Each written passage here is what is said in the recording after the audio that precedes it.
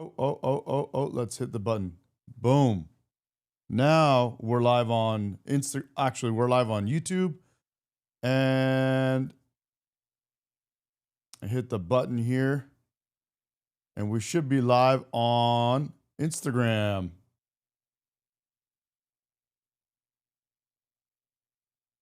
There we are. Hello, hello. What's up, everybody? All right, just started the live stream, guys. So welcome to my live stream. It's Medication Live, and my name is Medi. What's up, guys? State Line, good morning, buddy, or afternoon, wherever you're at in the world. It's 9:52 a.m. in Southern California, and it's a cloudy, sunny Southern California, which is nice to see every once in a while. You know, my mic is good. My audio, my video, everything's looking good.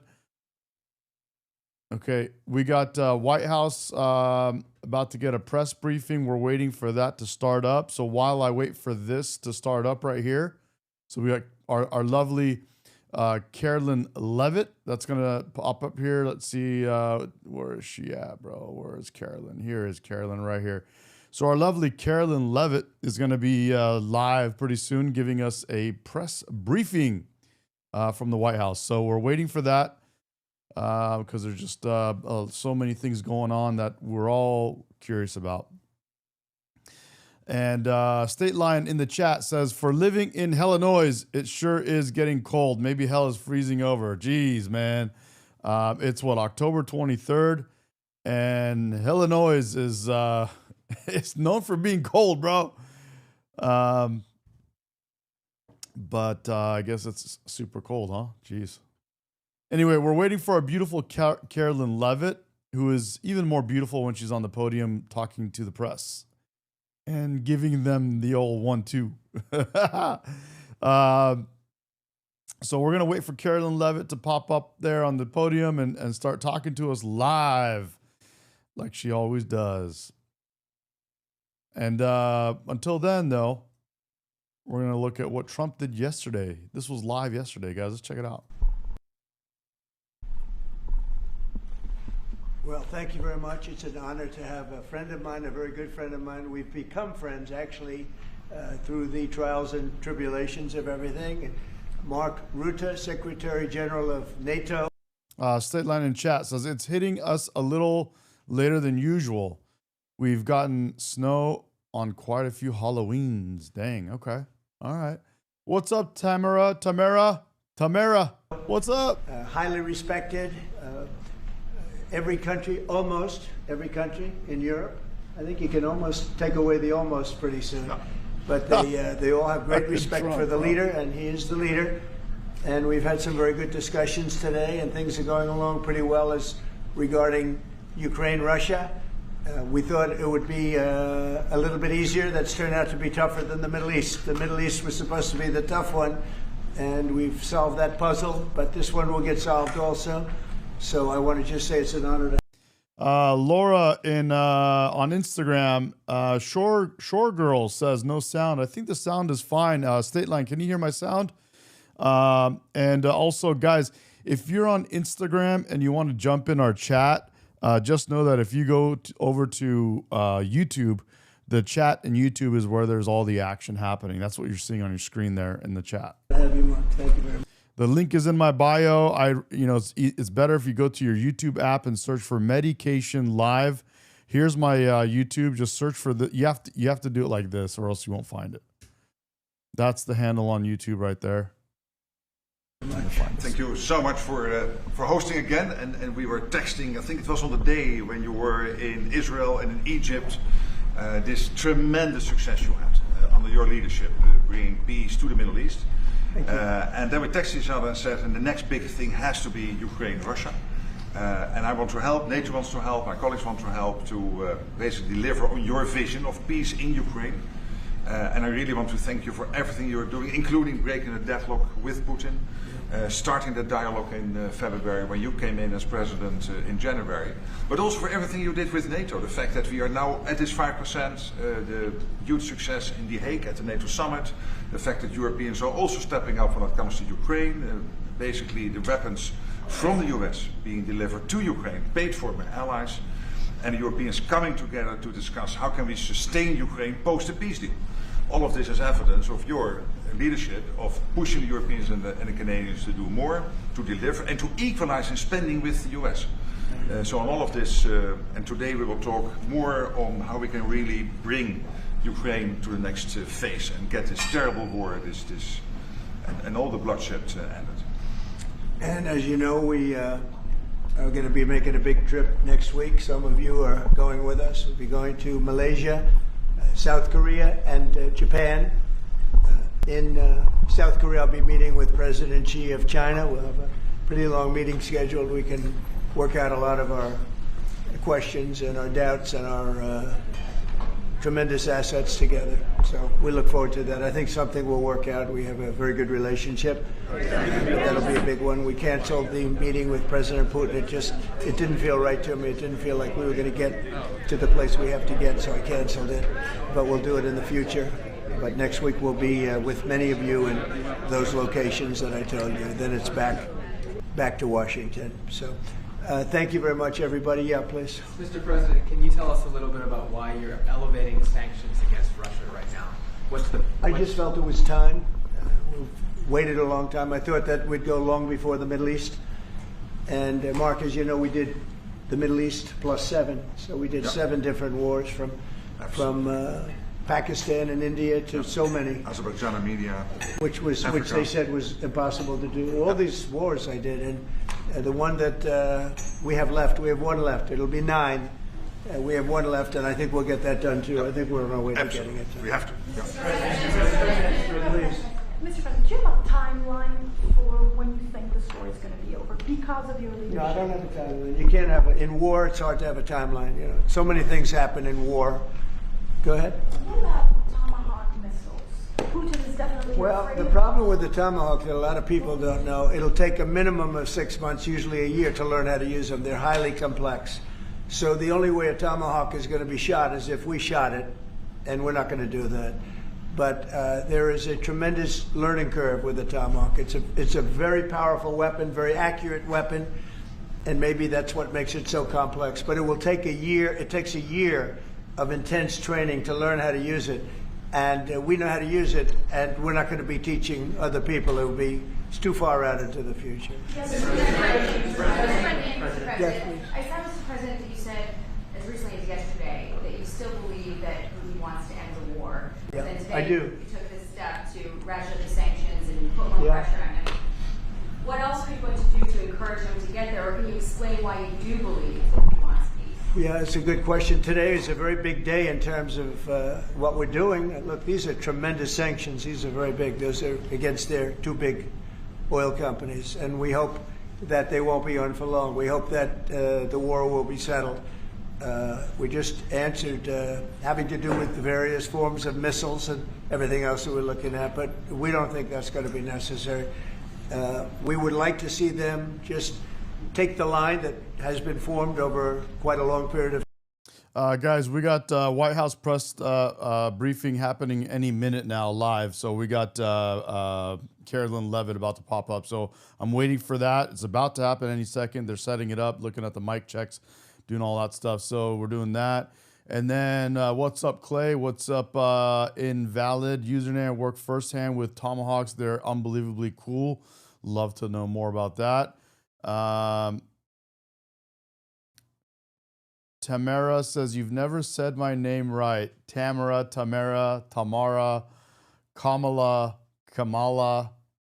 I don't know, dude. Tell me how to say it. Tell me how to say it, dude. Tell me. Time and go and let's go home. Last week they had almost 8,000 soldiers killed. Many Russians were killed last week. Many Ukrainians were killed last week. We think it's ridiculous, and would like to have it end. Why do you think you want peace, though? Why do you still believe that?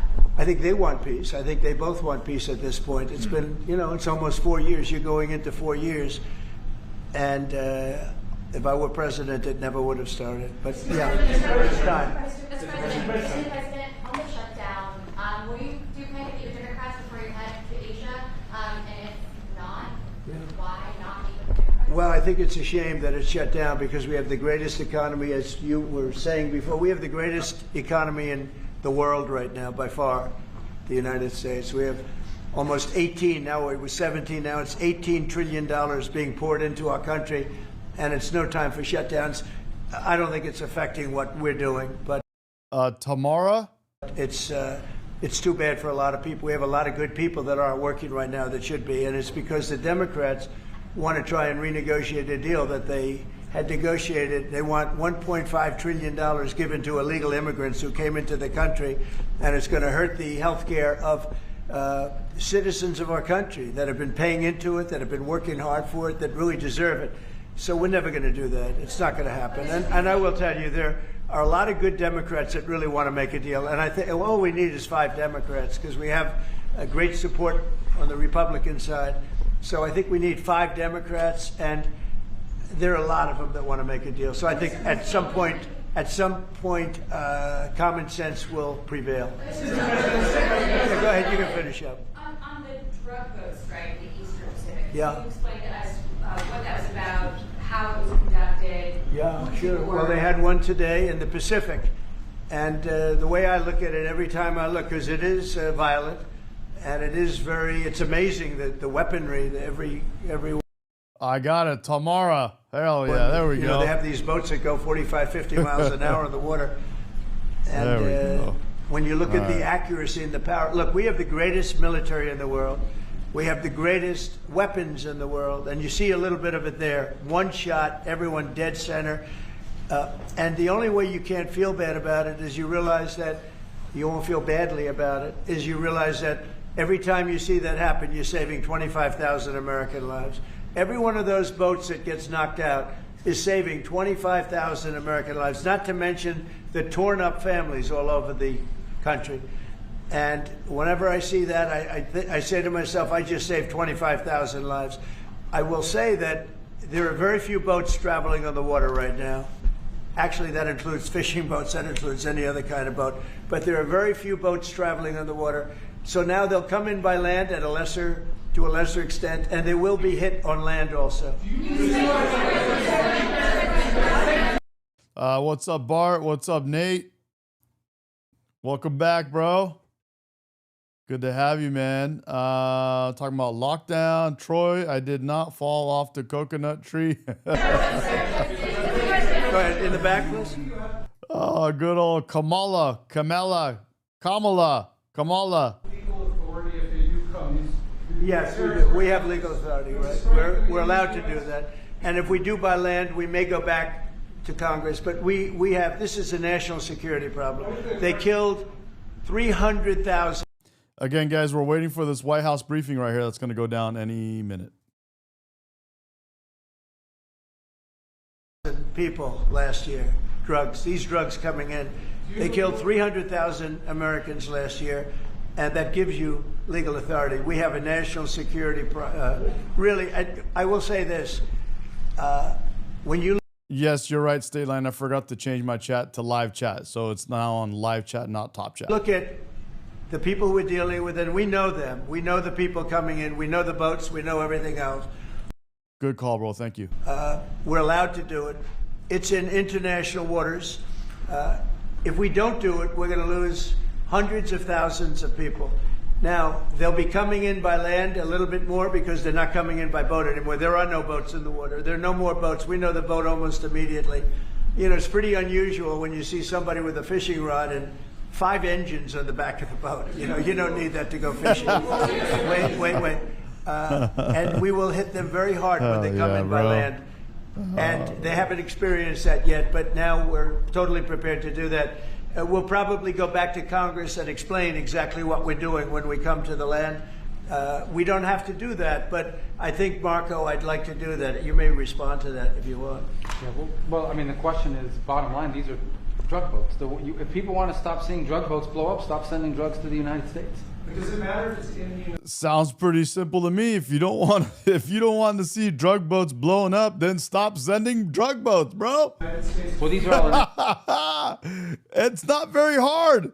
You don't need to be a brain surgeon to figure that part out. International waters. The boat. Do a strike in the United States, or if we're Well, that's a different matter. Now you're talking about a law enforcement matter. In this particular case, there are people traveling on international waters headed towards the United States with hostilities in mind, which includes flooding our country with dangerous, deadly drugs. And they're going to be stopped. And that's what's happening. And in the case last week, you saw there was a submarine. It was a submarine. It was a submersible. That's a drug boat all the way through. Why is my we know hair what these so boats high, are. The bro? president just said it. We track them Is it from like the high very up beginning. right We know here? who's Can on you them, flatten who it they out are, or where what? they're coming from, what they have on them.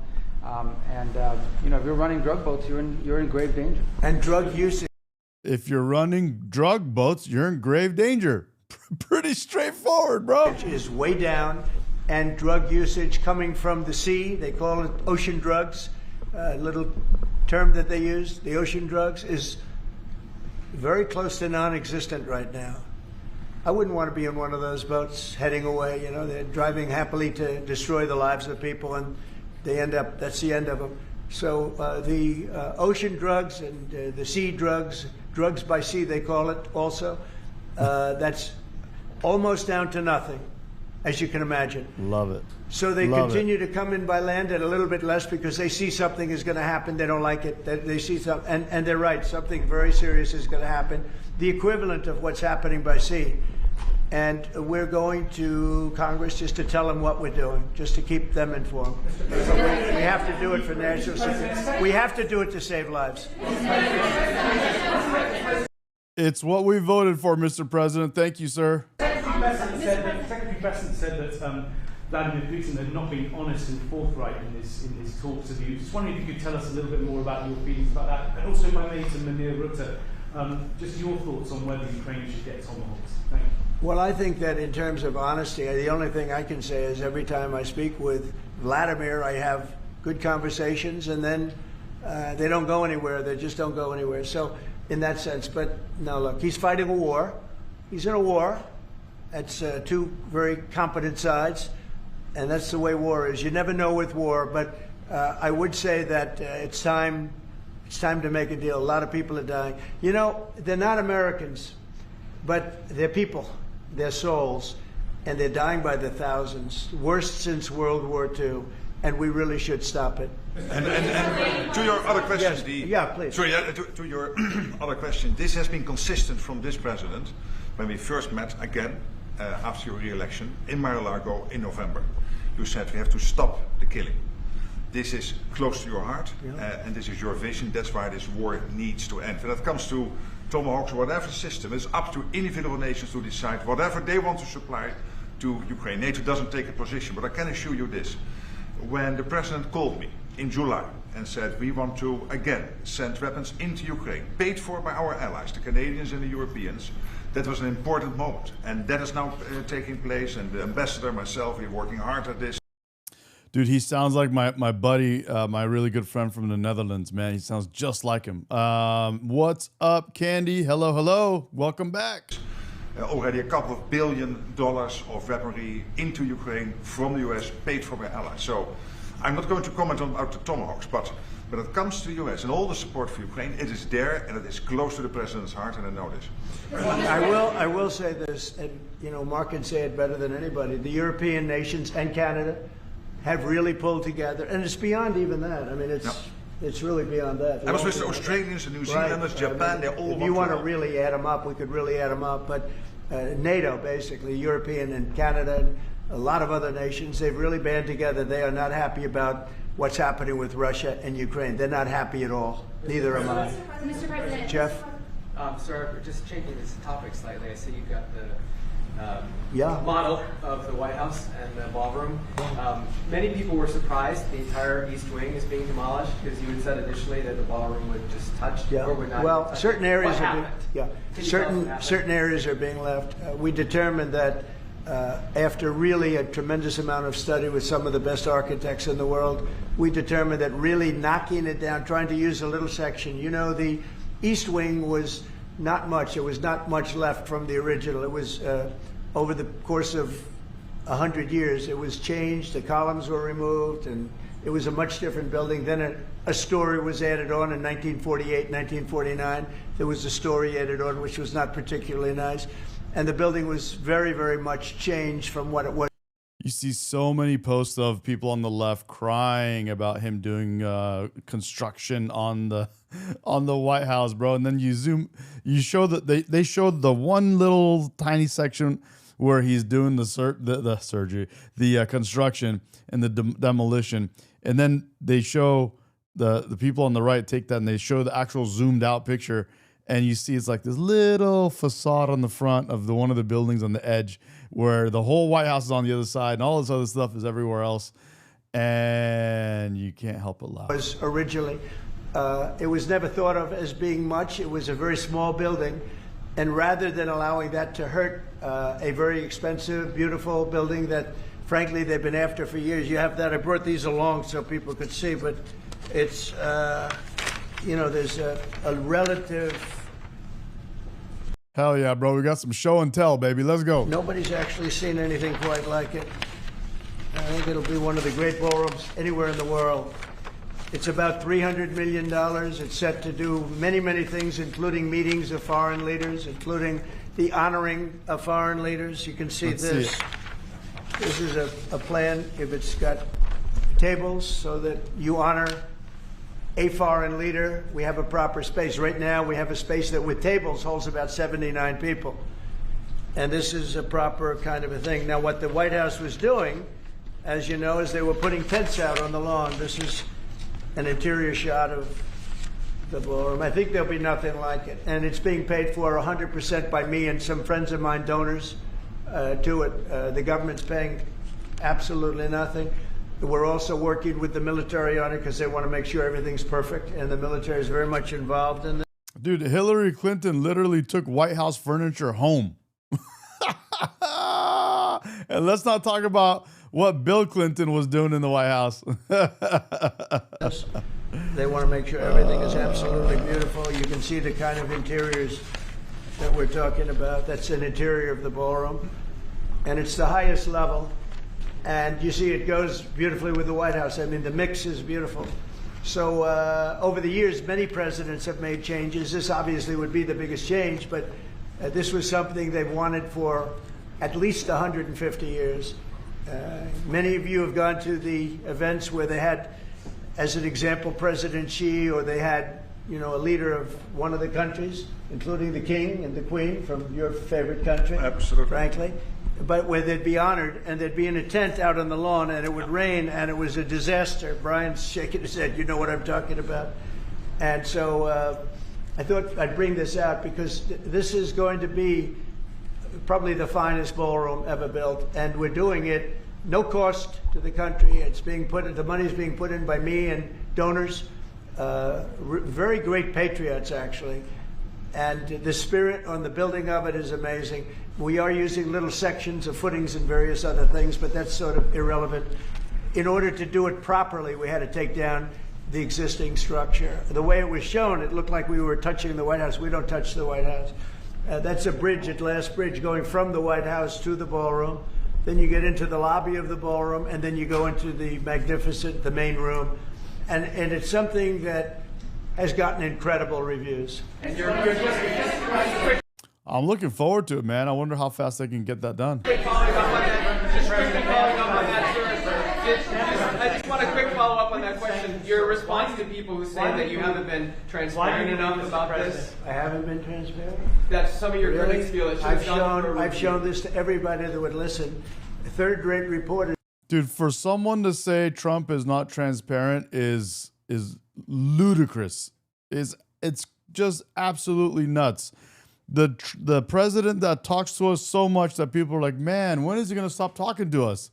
Literally the most transparent president I've ever had in my lifetime. Didn't see it because they didn't look. You're a third-rate reporter, always have been.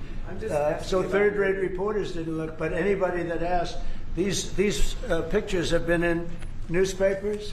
They've been all over the place, and you know, we're very proud of it. It's gotten great reviews. It's gotten really great reviews. So I think we've been more transparent than anybody's ever been. Some critics are Mr. President that the sanctions that you're announcing today will push Putin to the... Well, I don't know that they will. I think that...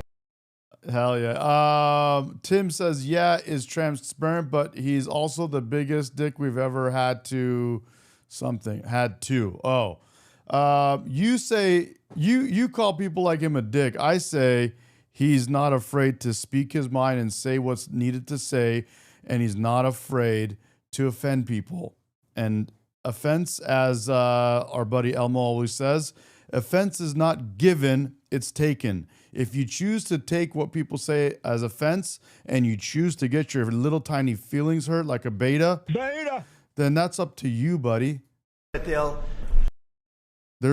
world is not your bubble wrap little safe zone, bro. The world has got all kinds of different things going on, and you should be, adult enough to understand that and roll with the punches. That's how it goes. His words hurt my feelings. The words, though, he said words. Certainly have an impact. Get out of here, bro. In fact, they're massive sanctions. It's sanctions on oil. The two biggest oil companies, among the biggest in the world, but they're Russian. They do a lot of oil. And hopefully it'll push, hopefully he'll become reasonable, and hopefully Zelensky will be reasonable too. It takes two to tango, as they say. And we're going to find out. They hate each other. These two people hate each other. You know that better than anybody. Yes. And it makes it more difficult than it should be. This should be easier to do. But the level of hatred between Zelensky and Putin is very substantial. Could I add one thing? Candy says, Trump is down to earth, a regular person. That's why so many Americans love him. Trump's an alpha male. LOL. Yeah. The Mr. Boski said the establishment hates him because they can't buy and control him. Chica Elijah, what's up? Welcome. Says, I love this president. W. Chica. That's amazing. What the Great White Hope? He is, ladies and gentlemen, he is the Great White Hope. The Great White Hope. Put your hands together for the Great White Hope, ladies and gentlemen. The Great White Hope. He is the Great White Hope. He says what he wants to say, whether it's good for himself or not. Sometimes it's not good for him to say some things, but he says it because it's what he wants to say. We love that about him. We like that he is his own person and he's acting on his own accord. And he don't care what you think. He don't care about your little Weasley little feelings. What the president is doing today with these sanctions is this guy sounds exactly like my really good friend that was my old coworker from when I was 20 years old. That's from the Netherlands. Putting more pressure, of course, on both parts. In this case, on Russia. It's all about guys. I'm going to have him call in, and we'll listen to his voice. Changing the calculus. Making sure that Putin understands that the president's vision this weekend of having a ceasefire, stop where they are, as you literally said, that this has to be step one now. And for him to really accept that vision and to come to the table. And then you have to put pressure, and this is exactly what he did today. Along with Europe. I mean, Europe, look, they've actually become friends of mine. I think yes. All of them. Yeah. We have a very close relationship, and they want to see it end too. They really want to see it end. But I can say they're totally committed. If this went on for 10 more years, Europe is behind them. They just can't let that happen. You can't let what's been going on. Now, it should have never happened. It would have never happened if I were president. But it did happen. I inherited. This was Biden, a man who was, without question, you take a look at the new walkway, the Presidential Walk of Fame, we call it. Biden is the worst president we've ever had, if he was even a president. You like that, Tamara? Weasley, nobody cares about your Weasley little feelings, bro. Definitely Trump don't care about him, bro. Please, man. You can go kick rocks, bro. The people that surrounded that desk made those decisions, but this should have never happened. It would. W. Wesley, bro. Trump, he says Trump in the chat. He says President Trump is a badass. Hell yeah, dude. I second that. It happened, but it did happen. The Great White Hope. I inherited it. We're going to get it ended, hopefully soon. Yes, please. You had a Truth Social post earlier this afternoon talking about a Wall Street Journal report as a fake story. Yeah, fake. Sort of Wall Street Journal is fake. So less fake on financial than it is on gossip. Can you just confirm that my understanding of what's happening is accurate? As I understand it, that story framed it like we had just lifted the U.S. a restriction on intelligence. No, it said that I gave Ukraine permission to shoot missiles deep into Russia. I didn't do that. Second of all, they're not using our missiles. They're using, I think, European missiles or from someplace, but they're not using ours. And what they do, I don't control that. But I do control our missiles. They're not shooting our missiles in. It was a fake story. Wall Street Journal does a lot of fake stories. Thank you so much. The president of Colombia in a recent interview. David Flores in the chat says, look at Rubio regretting being there. No, he's not. He just spoke up a minute ago and he said something very good. He said, look, Rubio just spoke. You missed it. He said, look, if you don't want drug boats being blown up, stop sending drug boats. That's very, very straightforward. You don't need, it doesn't take a rocket scientist to figure that part out. You said that if you won't change, he thinks that people should get rid of you. We're talking about now Columbia, the country, not the university. Yes. Go ahead. He said what? He said that if you won't change, then perhaps you need to be gotten rid of. Do you view that as a threat? Well, he's a thug and bad guy. He's a guy that is making a lot of drugs. We've just, as of today, stopped all payments going to Colombia, the country Colombia. Also, the school Colombia. No, we settled. We made a settlement with him. But no, he's a thug, and he's a bad guy, and he's hurt his country very badly. They're doing very poorly, Colombia. They make cocaine. They have cocaine factories. They grow all sorts of crap that's drugs, bad drugs coming into the United States. Yes, they do. They also make coffee. But guys, feel free to let us know if you want to call in. I'm willing to take a caller today if you want to call in and get your voice heard and talk about stuff or just hang out and chat about nothing. I don't care. I'm down to do it. Let's do it. This goes generally through Mexico. I'm going to see if my buddy Luke will call in so we can hear his voice. It sounds just like that guy. And he better watch it or we'll take very serious action against him. He's busy selling Porsches right now. In his country. His country is, what he has led his country into is a death trap. Please. Has the Secretary General presented his Ukraine peace plan to you? Are you prepared to be chairman of the Board of Peace? Oh, there is no Secretary General peace plan. But I'm here, I really want to correct it because I saw some of that in the media. Of course, many people are thinking how to bring this terrible war to an end and supporting the President in doing that. Why I'm here is to dialogue again with the President how I can be, how NATO, my colleagues and other colleagues in NATO can be of maximum support. He sounds just like this guy. It's all, if I close my eyes, I'm listening to Luke. To get that done, but there is no peace plan on the table. I mean, if there is a peace plan, it is what the President said last Friday and Sunday, which is stop where you are. Stop the fighting. This is about NATO. We got Carolyn Levitt about to walk up, so you can see everyone's seated and ready to go. So there are all the cameras and everyone's sitting there. So we're about to get our press briefing. You know, we love Carolyn Levitt.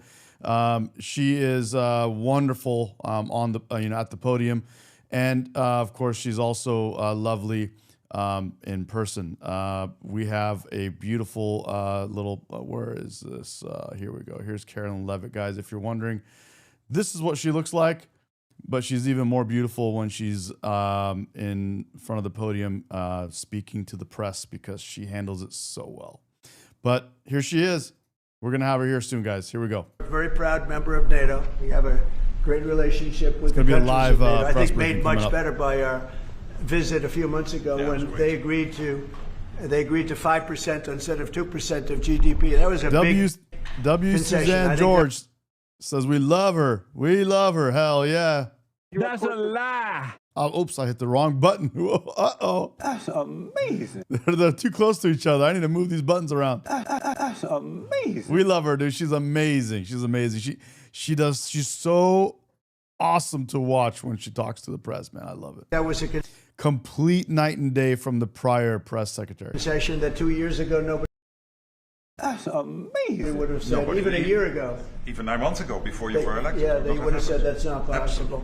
And the difference is they're paying 5% as opposed to not paying 2%. A lot of them weren't paying, with the exception of Spain. I think you're going to have to talk to Spain because they're not. Spain is not a team player. So other than Spain, everybody's 100%. and you could solve the Spain problem. Don't be a beta, bro. Beta, beta. Man, be a alpha male, not a beta male. Very easily, I think, you know, if you want. Yeah, Brian, go ahead. Yeah, go ahead. Then we'll take Brian. Go ahead. The soybean farmers, are they going to be getting support from you soon? And yeah, well, they do. So what's happened, you could say with that, you could say with beef, with all of it. The beef, the ranchers, let's say, who have done a great job, have lost their shirts for many, many years. They've really been decimated. And I helped them a lot. I put tariffs on things coming in to the country, including beef. And that gave them a chance to finally have a decent industry. We are going to be talking to them. They're great people, but they've been hurt for 25, 30 years. They've been losing because other countries have taken advantage of them. And by putting tariffs on, they've been able to make a few dollars. They've been able to have an industry. But I also want to keep the beef prices low. So I'll be talking with the ranchers, and I'll be speaking with a lot of different people, including Scott and Howard, and we'll do something. Because prices are way down in our country. Energy is way down. I think you're going to see $2 gasoline very soon. I see that it's $2.50 in a lot of places, $2.50. We were heading to $5, $6, and $7. If Biden didn't go back to my policy toward the end, you would have seen, but he didn't go back to the full policy, and he missed the most important thing. So we were. That was some kind of indication. I'm guessing they're going to go live here any second. Are we about to go live?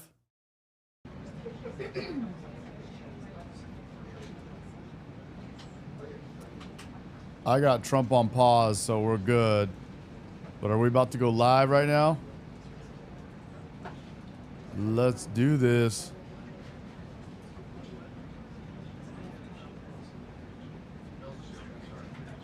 Here we go. Dude, while I was waiting on this thing, I was looking at the chat. This chat, bro, is nuts, you guys. Look at this chat right here. Look at this chat, guys. Look at this shit talking in the chat. It's just nuts, dude. These guys are going off.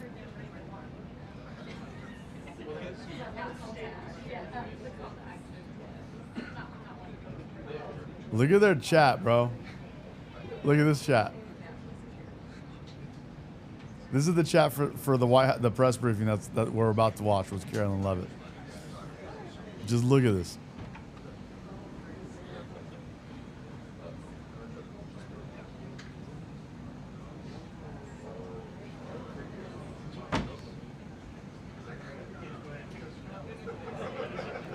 And I have the White House actual feed as well, which might even be better. But the chat is disabled on the White House. But look at this chat. Can't you seem to have hit this? Thank you, State Line. Thanks, guys, for subscribing. Thanks for jumping on. Love you guys. Thank you for supporting me. And bring you guys live stuff, bro. And we bring it live. And we say what we want. It's raw. It's unfiltered. I say we're having a good time together. And we got a little Jesse Lee Peterson for you. Beta. Don't be a beta, guys. Come on now. Beta. Don't forget. Beta male. Don't be a beta. Beta male. All right. Come on. I'm just showing you guys the chat from their live stream, guys. Look, there, she's about to come online. We're about to do the live press briefing with the lovely Carolyn Levitt. Where's she at? Boom, there she is. But as I said, she looks even better. She's even hotter right here behind the podium talking to the press. Way hotter. But guys, what do you guys think if she was to do it like in her bathing suit or something? That'd be cool too, huh? Imagine.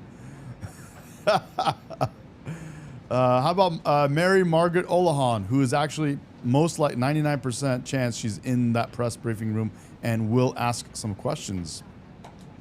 This is Mary Margaret Olahan, guys.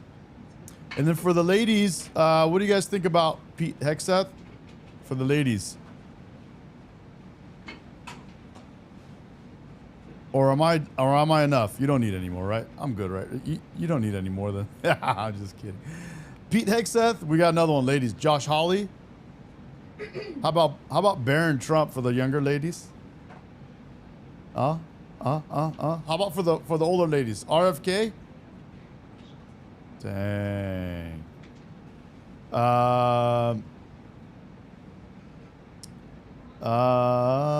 Mary Margaret Olohan. How about Caitlin? She's in the briefing room right now. She's in the press room right now. Caitlin right now she's with CNN. Yeah, I know. Candy says, you're quite nice to look at. W Candy, love you, Candy. Thank you. But I get it. Oh, everybody. Here we go. I apologize for my tardiness today, so let's get right to it. I apologize. We'll begin today with some scheduling announcements for President Trump's upcoming trip to Asia. Tomorrow night at 11 p.m., the president will depart the White House to fly to Malaysia, where he will arrive on Sunday morning local time. It's a long flight. President Trump will participate in a bilateral meeting with the Prime Minister of Malaysia in the afternoon, and then he will attend the ASEAN Leaders Working Dinner that evening. On Monday morning local time, the president will fly to Tokyo. Tuesday morning local time, President Trump will participate in a bilateral meeting with the new Prime Minister of Japan. On Wednesday morning local time, the president will fly to Busan, where he will participate in a bilateral meeting with the President of the Republic of Korea, deliver keynote remarks at the APEC CEO luncheon, and then participate in a U.S. APEC Leaders Working Dinner. On Thursday morning local time, President Trump will participate in a bilateral meeting with President Xi of the People's Republic of China before departing to return home to Washington, D.C. On Thursday night, upon arrival in Washington, President Trump and First Lady Melania Trump will participate in Halloween at the White House, where they will welcome law enforcement, military, and foster families. And I know many of us look forward to that. In other news, we are now on day 23 of the Democrat government shutdown. Senate Democrats have voted 12 separate times. The Democrat government shutdown. Now to keep the government closed. Innocent Americans are suffering every day as a result. More than 500,000 civilian federal employees will miss a full paycheck tomorrow. Thousands of small business loans are going unapproved each month. This means almost $4 billion in capital is being withheld from small businesses across the country. The Democrat shutdown is also causing severe impacts at airports across the country.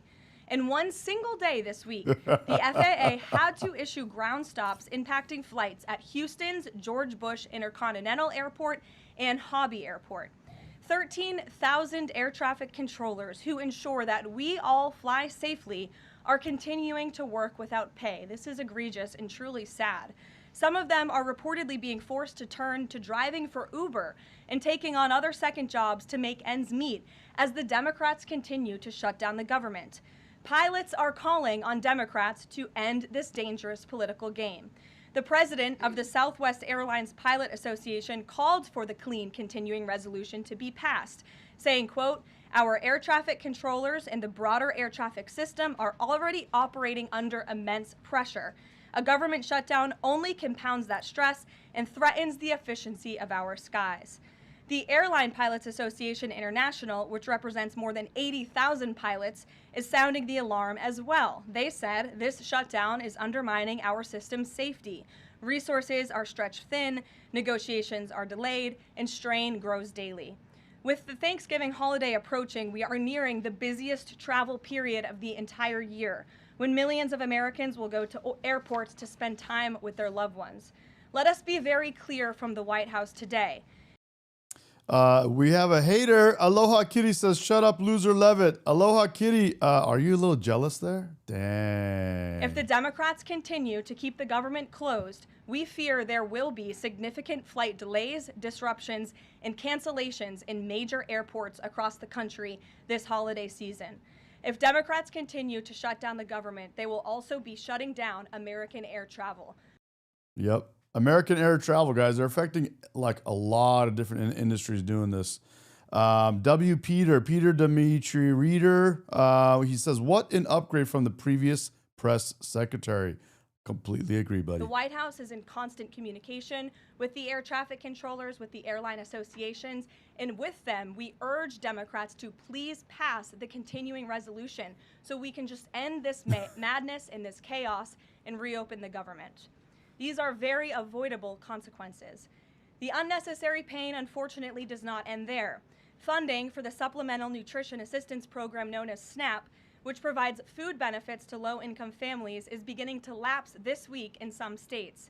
If Democrats continue to hold Americans hostage, there will not be enough funds to provide SNAP benefits for more than 40 million Americans on November 1st. That is next week. Democrats are solely responsible for all of this unnecessary pain. Why are they doing it? To give taxpayer-funded healthcare benefits to illegal aliens, some of whom are violent criminals. During the 4 years of Joe Biden's administration, the Democrats forced Border Patrol to admit illegal aliens into our country with no legal status and minimal screening. Bro, they majorly screwed up in the last election, lost by a mile. They lost in every which way. Popular vote, electoral was a huge loss, electoral college. And they were a complete disaster. Like, they had no good policies that even them on their own sides liked, like their own constituents. It was so bad that after they lost the election, they came out saying that even they called their own voters misogynist. They said, oh, you guys, we didn't win the election because you guys don't like women enough.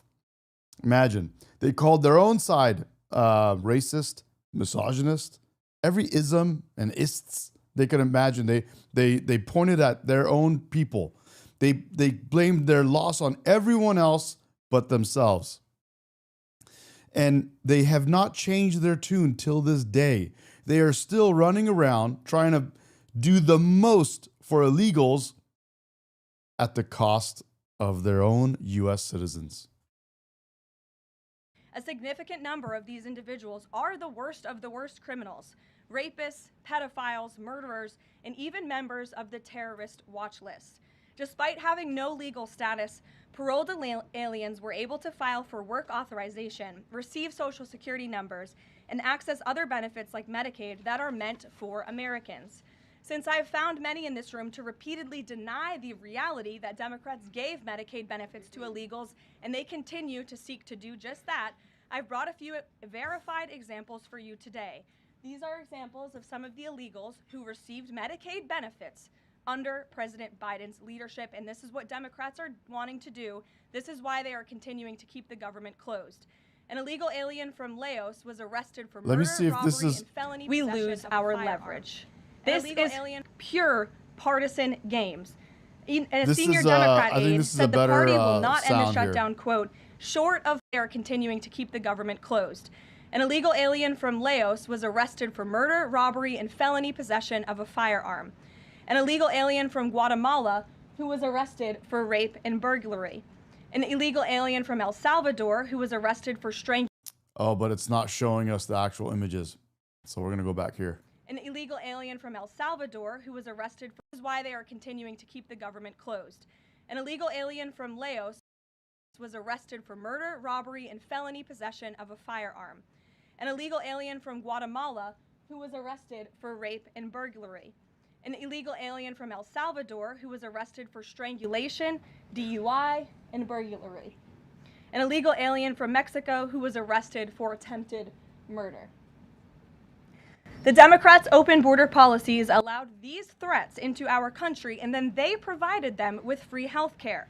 The president and Republicans, through the One Big Beautiful Bill, implemented a common sense reform to end this fraudulent scheme. But that's why the Democrats are continuing to shut down the federal government. They are trying to reverse this and restore taxpayer-funded health care for illegal aliens like these. Throughout this shutdown, Democrats have said this quiet part out loud. Senator Chuck Schumer, the leader... Guys, how's the sound now? Does it sound better now? Is it a little louder? Leader of the caucus that is refusing to open the government said, quote, every day gets better as the shutdown continues. Ask the air traffic controllers if every day is getting better, Senator Schumer, and they will tell you absolutely not. House Democrat Catherine Clark said, "There are going to be families that are going to suffer. We take that responsibility seriously, but this is one of the few leverage points that we have." Here is a House Democrat who is admitting that they are using Americans who are suffering as political leverage. And Senator Bernie Sanders said, "If you reopen the government, we lose our leverage." This is pure partisan games. A senior Democrat aide said the party will not end the shutdown, quote, "short of planes falling out of the sky." That is truly a disturbing statement. The Democrats clearly don't care about this suffering. They care about playing political games against President Trump, and this dangerous charade needs to end. The president, in Republicans' position, has been clear and unchanged. Pass a clean, nonpartisan funding bill to reopen the government.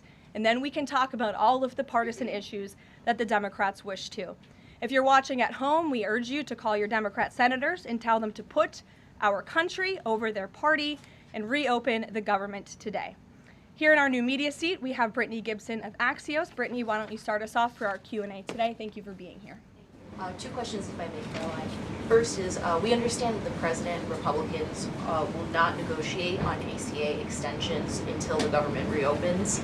If and when that happens, what does the president think should be, or what are his plans for preventing rising healthcare costs for Americans? It's a very good question, and I'll leave that to the president to negotiate that when Democrats vote to reopen the government. When it comes to lowering healthcare costs, the president... So guys, just so you know, I've explained this before, the new White House under Trump, they created a special seat in the press room where they allow podcasters and kind of like the new style media, the internet style, media to come in and ask questions. And they actually let them come, they rotate that person.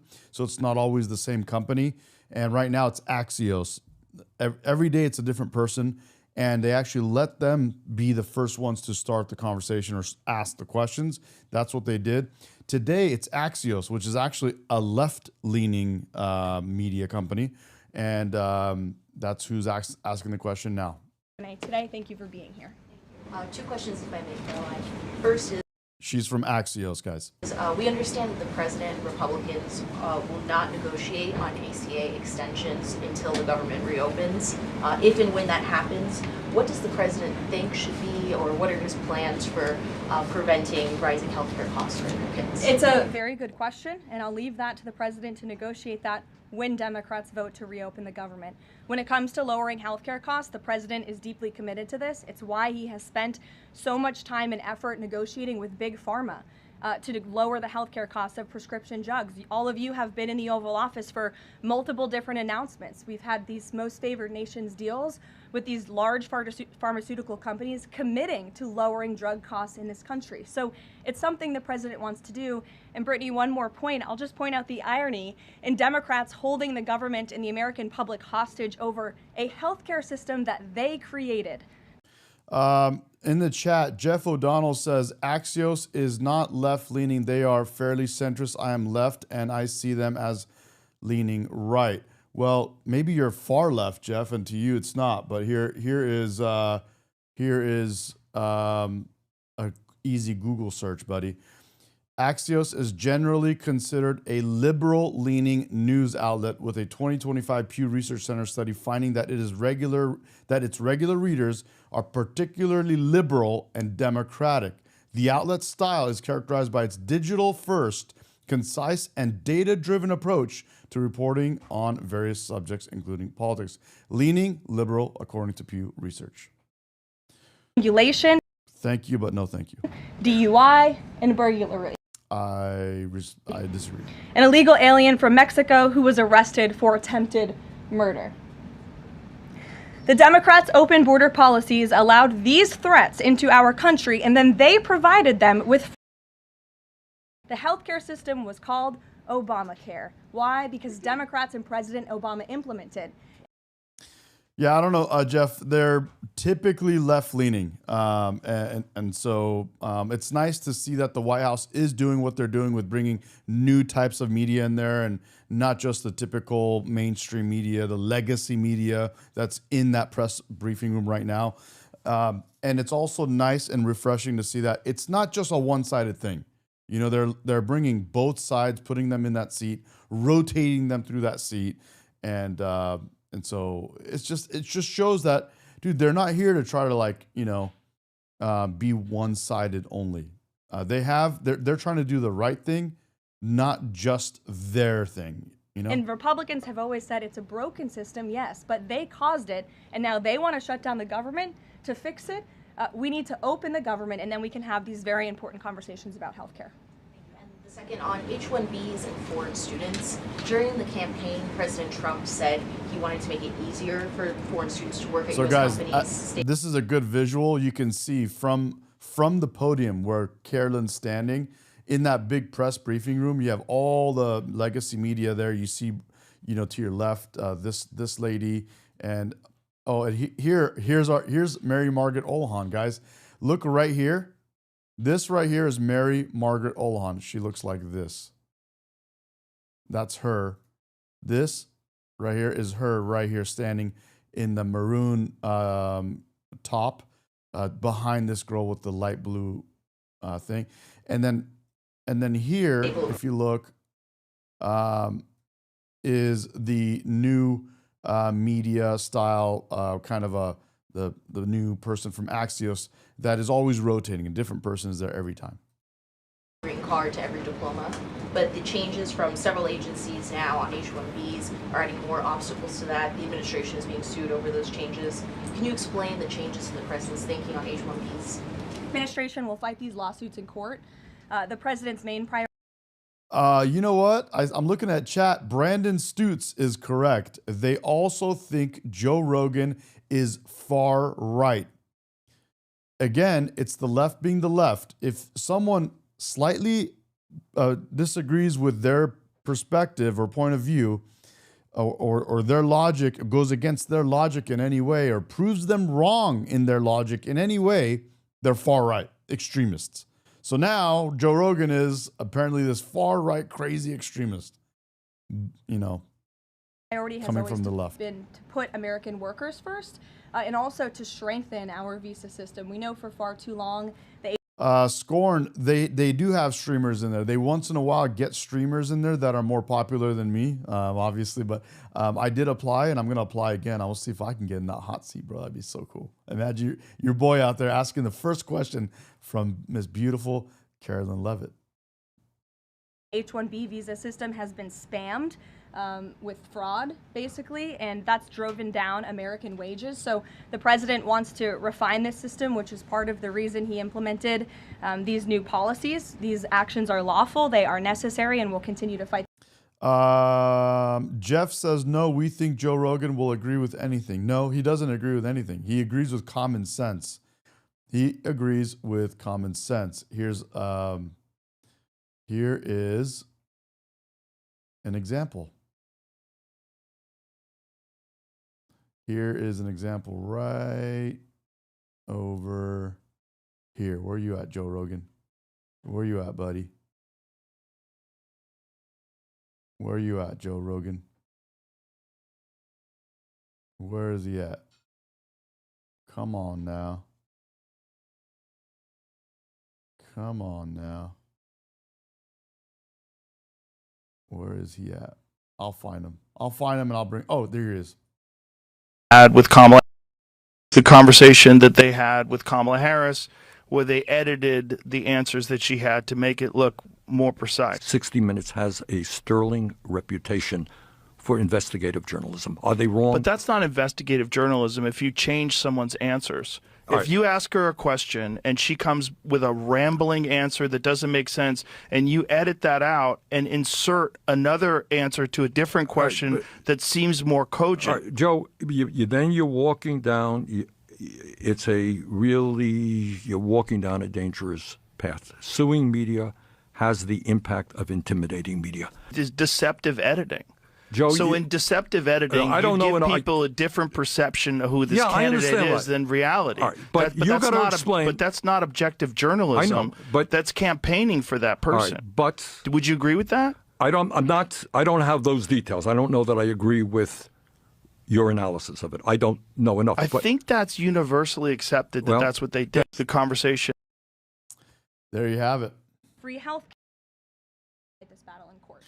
W State Line. State Line says, Suzanne says, you deserve the pod seat. Hell yeah, I would love to go down there. That'd be sweet. And then let's see. State Line says you got to bring your buttons with you. Beta. Imagine if I bring my whole soundboard over there. Beta male. And because if someone in the press pops off, I go, That's a lie. That's a lie. That's a lie. What the? That's amazing. And as Carolyn is talking, I'll say, that's amazing. That's amazing. Garrett. Two questions on different topics, if you'll Sure. indulge me. On the pardon of Changpeng Zhao, and apologies if I'm mispronouncing that name, Binance has significant business interests with World Liberty Financial, the president's family's crypto company. How do you respond? Look, there's Mary Margaret Olohan, guys, right here. Look. Right here. That is Mary Margaret Olohan. Beautiful. Very beautiful. Very beautiful. Phenomenal. Respond to the allegations from Democrats that this is a corrupt act? I would respond and say the president is exercising his constitutional authority to grant clemency requests. And the president and the White House have a very thorough examination of every pardon request that comes to the president's desk. It is thoroughly reviewed by the White House Counsel Office, and I spoke with our great White House counsel about the pardon after it happened. This was an overly prosecuted case by the Biden administration. Even the judge in the case admitted that the Biden administration was pursuing a egregious over-sentencing of this individual. And the previous administration was very hostile to the cryptocurrency industry. So the president wants to correct this overreach of the Biden administration's misjustice, and he exercised his constitutional authority to do so. And to the Democrats, I would just say there's nothing more corrupt than what President Biden did on his way out the door, pardoning his extremely corrupt son and many of his associates. Damn, bro. That's what we're talking about. Give it to him, Carolyn. Carolyn. State Line says, Medi, you may need your own calendar and posters. Should I put posters on the wall like when we're in junior high, bro? Carolyn and Mary Margaret Olohan. Sam says, bro, something you have watches this clip 6 times a day. How do your fans not? Sam is back to troll, ladies and gentlemen. The troller is back. Say hello to Sam, the beta male. Beta male. Beta. The beta male. Beta male. Sam, you are a Trump hater and you are a beta male. You are a Trump hater and you are a beta male. Satan is your daddy. Satan is your daddy, woman. Satan is your daddy, woman. W. Clinton, bro, you're awesome, man. Thank you, man. Beta Sam is in the house, ladies and gentlemen. You are a Trump hater and you are a beta male. You are a Trump hater and you are a beta male. And the first of which will probably be several questions about this today, I imagine. Is it a big story? It seems that way. The president's cost estimate has changed several times. I think it's up to $300 million now. Given the nature of all this, will the White House commit to releasing all of the donors and how much they're spending and how much of his own money the president is putting on the line to this? We have released the full list of donors thus far. Perhaps there will be more people who want to generously contribute to this project. And the president, yes, has committed his own resources. And when he releases that information, which I'm JP, you are also a Trump hater and you are a beta male. You are a Trump hater and you are a beta male. And Satan is your daddy, woman. Satan is your daddy, woman. Are you out of your cotton picking mind? Are you out of your cotton picking mind? I'm very confident he will.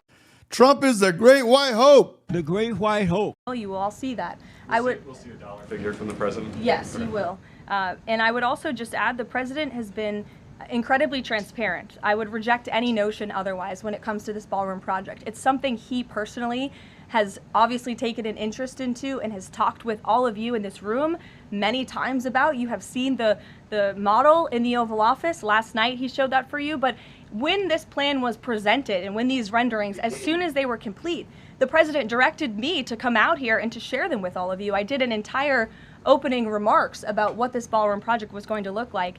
With any construction project, there are changes over time as you assess what the project is going to look like, and we'll continue to keep you apprised of all of those changes, but just trust the process. This is going to be a magnificent addition to the White House for many years to come. Wesley Patterson in the chat says, let me see here, says, have you ever noticed that the women in the Republican Party are beautiful and respectful, classy? Here's an example.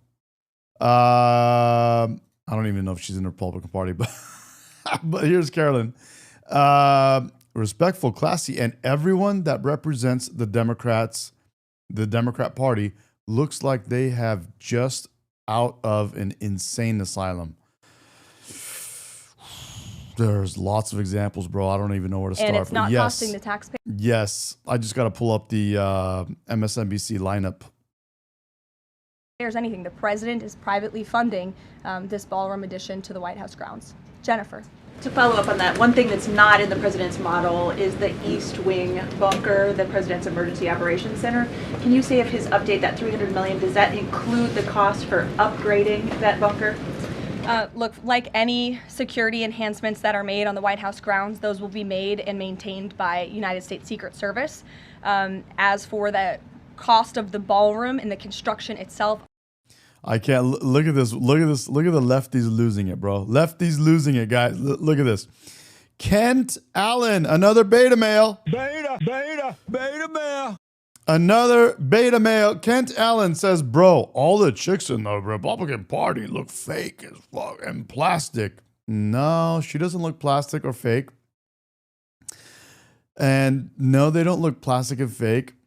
All of your people in your MSNBC line, anchors, women, or let's just say reporters, women, look at their hair and their faces, and they're men that look like women. They're completely trying to be like not even human. Look at Joy Reid. Talk about fake, bro. She has a fake hair, whatever. Every other time she was on the freaking TV. Look at them, bro. Look, none of them look normal. Look, is this a guy or is this a man or a woman right here? Is that a man or a woman? Nobody knows. Nobody knows. And let's not get started with the colored hairs and all the crazy stuff, removing their body parts and putting on other body parts from other sexes, and who knows what they're doing to themselves. It's just the weirdest thing ever. All of that is going to be, like I've said, privately funded and paid for by the president himself in many generous payments. They do everything they can to be fake. They're men that they remove their body parts and put women's body parts. They're women that remove their women's body parts and try to put men's body parts to be fake, to be something they're not. And then you want to say the girls on the right are fake? This is the biggest joke I've ever heard in my life. Thank you for that, Kent. Beta. You are an official beta male. Beta male. Beta male. You are a Trump hater, and you are a beta male. You are a Trump hater. No. And you're a beta male. So you're gay? I didn't know you were gay. What the? How did you become gay? Patriots who have stepped up in that funding. Correct. Okay, and then can you say, well, that's right, I'll skip that one. Thanks, Ouija. You are a Trump hater. So and you are a beta White House has male. explained that the reason you didn't submit construction plans to the NCPC is because that commission, along with others, don't have oversight over demolitions, but only over construction. And so far, you haven't. Oh, Sanaz makes a great observation. Sanaz says, but Dems are ugly inside, so they are super ugly exuding outside. Dang. They are the real racists. They are the real racists. They think black people are not good enough, so they have to give them special programs. They don't like Jews, or else they would have won the last election if they would have chosen the Jewish guy that could have been Kamala's running mate. They could have won. They probably could have. They had a better chance than Tampon Tim, but they know they're racist, and they know that their constituents are racist. anything. So can you help us understand? They're ugly on the inside, bro. They hate themselves. They hate their country. They hate all the other races. They hate all white men unless the white men are gay or trans. Then they love them. Otherwise, they hate them. Can the president tear down anything he wants without oversight? Could he demolish this building or say the Jefferson Memorial? So it's not the president who came up with that legal opinion himself. That's a legal opinion that's been held by... Imagine, they hate all white men. All white men. They hate them. They think they're tyrannical. They think all white men are patriarchal or whatever that word is. They hate them all unless they're gay or trans. By the NCPC for many years. It's written, so we can get you that background and that research if you wish to include it in your reporting, because it is very important. They have ruled consistently. Their general counsel has said when it comes to phase 1 of this project, the tearing down of the current East Wing structure. JP Jax is telling me that I need to be educated. Learn how to spell right. Educate yourself first, and then come knocking on someone else's door. And maybe read Jordan Peterson, 12 Rules. Rule number 1, keep your house in order. Keep your room. Clean your room. Clean up yourself before you go out and trying to clean up other people's stuff or do anything else. You need to be educated. Learn how to spell right. Educate yourself first. Then come talking to me. Please, bro, please now. A submission is not required legally for that. Only for vertical construction will a submission be required, and that's a legal opinion from them, and we are following that legal opinion. And again, I would just add, can any president do such a thing to the White House grounds? I like this. Let me get back to this. I want to hear this. I want to hear this. There has not been many presidents in the past who have made their mark. Well, that's right. I'll skip that one. Thanks. Thank you, Caroline. Okay. So the White House has explained that the reason you didn't submit construction plans to the NCPC is because that commission, along with others, don't have oversight over demolitions, but only over construction. And so far, you haven't built anything. So can you help us understand, can the president tear down anything he wants without oversight? Could he demolish this building or say the Jefferson Memorial? So it's not the president who came up with that legal opinion himself. That's a legal opinion that's been held by the NCPC for many years. It's written, so we can get you that background and that research if you wish to include it in your reporting, because it is very important. They have ruled consistently. Their general counsel has said when it comes to phase 1 of this project, the tearing down of the current East Wing structure, a submission is not required legally for that. Only for vertical construction will a submission be required, and that's a legal opinion from them, and we are following that legal opinion. And again, I would just add, can any president do such a thing to the White House grounds? There have been many presidents in the past who have made their mark on this beautiful White House complex. This briefing room, as you all know, was not once a briefing room. It was a swimming pool. There have been presidents who have completely torn down the executive mansion. If you look at what President Truman did, some of the photos of the construction project that took place in those years, I think sitting here today, we're all grateful for those efforts and the modifications that happened at that time. And again, in due time, the East Wing is going to be more beautiful and modern than ever before. And in addition, there will be a big, beautiful ballroom that can hold big parties and state visits for generations to come. So it sounds like the answer is yes, he can tear down whatever he wants. And then secondly, I mean... that's not what we're saying. That's a legal opinion. What a loser reporter. It's been held for many years. And no, it's something that presidents have done for years and years. In fact, I have some photos here. Thank you, Pat. To show you the construction that's taken place on the White House grounds. This is the construction of the West Wing in 1902. Look at this, the construction of the West Terrace in 1902. These images look quite similar to what you and the American people are seeing today, the construction of the East Terrace as well. You look at the construction of the West Wing expansion in 1934. So look, this is a legal opinion that's been held for many years. Look at, this is 1950.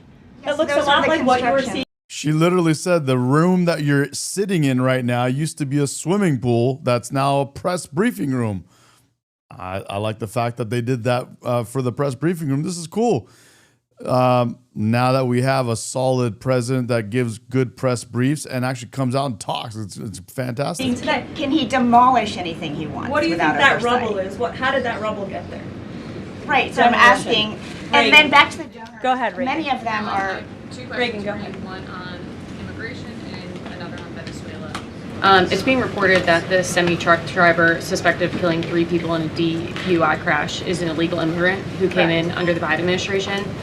Do you know if California gave him a commercial driver's license? And then it also appears that California largely has not been cooperating with English proficiency standards. I'm wondering if the administration has any further plans to punish the state. Yes, I can confirm that California gave this individual a license, and it is something that the Department of Transportation has already looked into. I know. So did you guys hear that? The truck driver that killed those people on the highway the other day and injured many other people and just destroyed all these families. That dude was literally an illegal immigrant that came here like 2.5 years ago, I think, and was on drugs while he was driving that semi-truck that when he caused that accident. Secretary Duffy, who's doing a phenomenal job, has spoken at Cal administration. 1950. Listen to the question. It's being reported that the semi-truck driver suspected of killing 3 people in a DUI crash is an illegal immigrant who came in under the Biden administration. Do you know if California gave him a commercial driver's license? And then it also appears that California largely has not been cooperating with English proficiency standards. I'm wondering if the administration has any further plans to punish the state. Yes, I can confirm that California gave this individual a license, and it is something that the Department of Transportation has already looked into. I know Secretary Duffy, who's doing a phenomenal job, has spoken on this many times in the crackdown that the Department of Transportation is taking on these licenses that are wrongfully being issued to people who clearly do not deserve to uphold these positions. As for this case in California, on October 22nd, ICE lodged an immigration detainer for this individual following his arrest by local authorities in California on charges, as you know, of manslaughter while intoxicated and driving under the influence. He killed 3 people, and he first entered the United States in 2022 through the southern border, and he was released into our country by the previous administration. So now ICE has lodged a separate detainer for this individual, and these tragedies are following a disturbing pattern of these criminal illegal aliens being issued commercial vehicle licenses. And so yes, the Department of Transportation is absolutely cracking down on that. I defer you to them for any specifics. Venezuela, President Trump has said Maduro doesn't want to mess with the United States, and this administration is continuing to position more military assets towards Venezuela. I'm wondering if the end goal of this narco-terrorist war is to implement a regime change in Venezuela. The president has spoken on that, Reagan, and I certainly won't get ahead of him. What we've made very clear is that this administration is not going to tolerate international narco-terrorist organizations from trafficking drugs into the United States. And these cartels over time have grown more armed, well-organized, and violent. They have financial means, sophistication, and capabilities needed to operate in the way this administration has. And they have illegally caused the deaths of tens of thousands of American citizens each year. So that's I agree with Hall family in the chat. He says, it's nice to have a president that can actually talk. Thank you, man. Not only that can actually talk, but that is willing to actually come on the TV, in front of the camera, talk and take any questions. Take questions from everyone almost all day. It feels like he's taking questions in front of the camera all day, bro. Like even me that I'm sitting here like following up and trying to report this stuff and discuss this with you guys, it's like hard to keep up with him. As I told you guys before, I aspire to work as hard as Trump when I get to his age. That's where we are right now with respect to Venezuela, but also any country that is sending I'm gonna fix the white balance on my camera. Don't be alarmed. Purposefully illegal narco-terrorists to the United States of America to bring illegal drugs. Why don't we go in the back? The U.S. and Colombia relationship right now is at one of its lowest points in decades. We heard what President Gustavo Petro had to say about President Trump. We heard yesterday the response from President Trump. Is there any kind of compromises or gestures from Thank you, State Line. State Line in the chat says they think that we the people applies to the entire world while it's written into our Constitution. We the people is we, the American people, the American citizens. We the people, not the whole entire world and every human on the planet. They have their own countries. They are voting for their own things. They are sleeping in the beds they're making, and we're sleeping in ours. We made this bed. This is our bed. We're proud of it. The Colombian president that President Trump would like to see in order to de-escalate the tensions. Is it possible a de-escalation?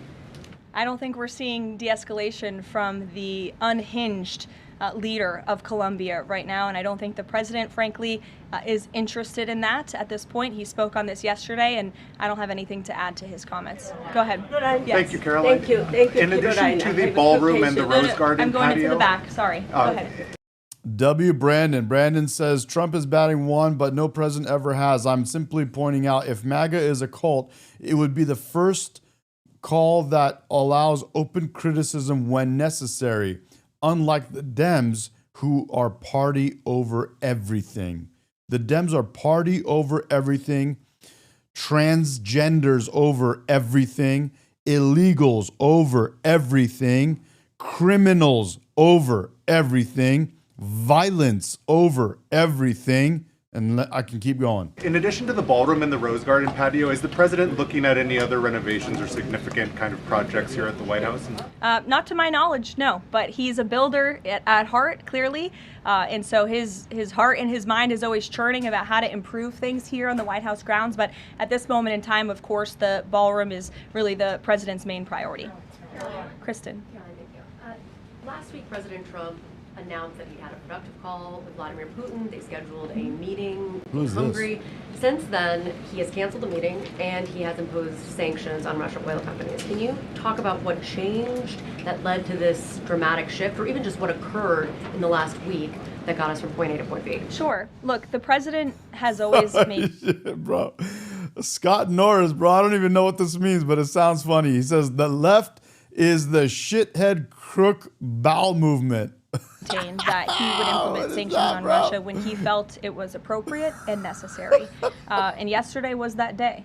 I think the president has also long expressed his frustration with Vladimir Putin and, frankly, both sides of this war. And he's always said in order to negotiate a good peace deal, both sides need to be interested in a good peace deal. And he feels... State Line in the chat says, we did just fine.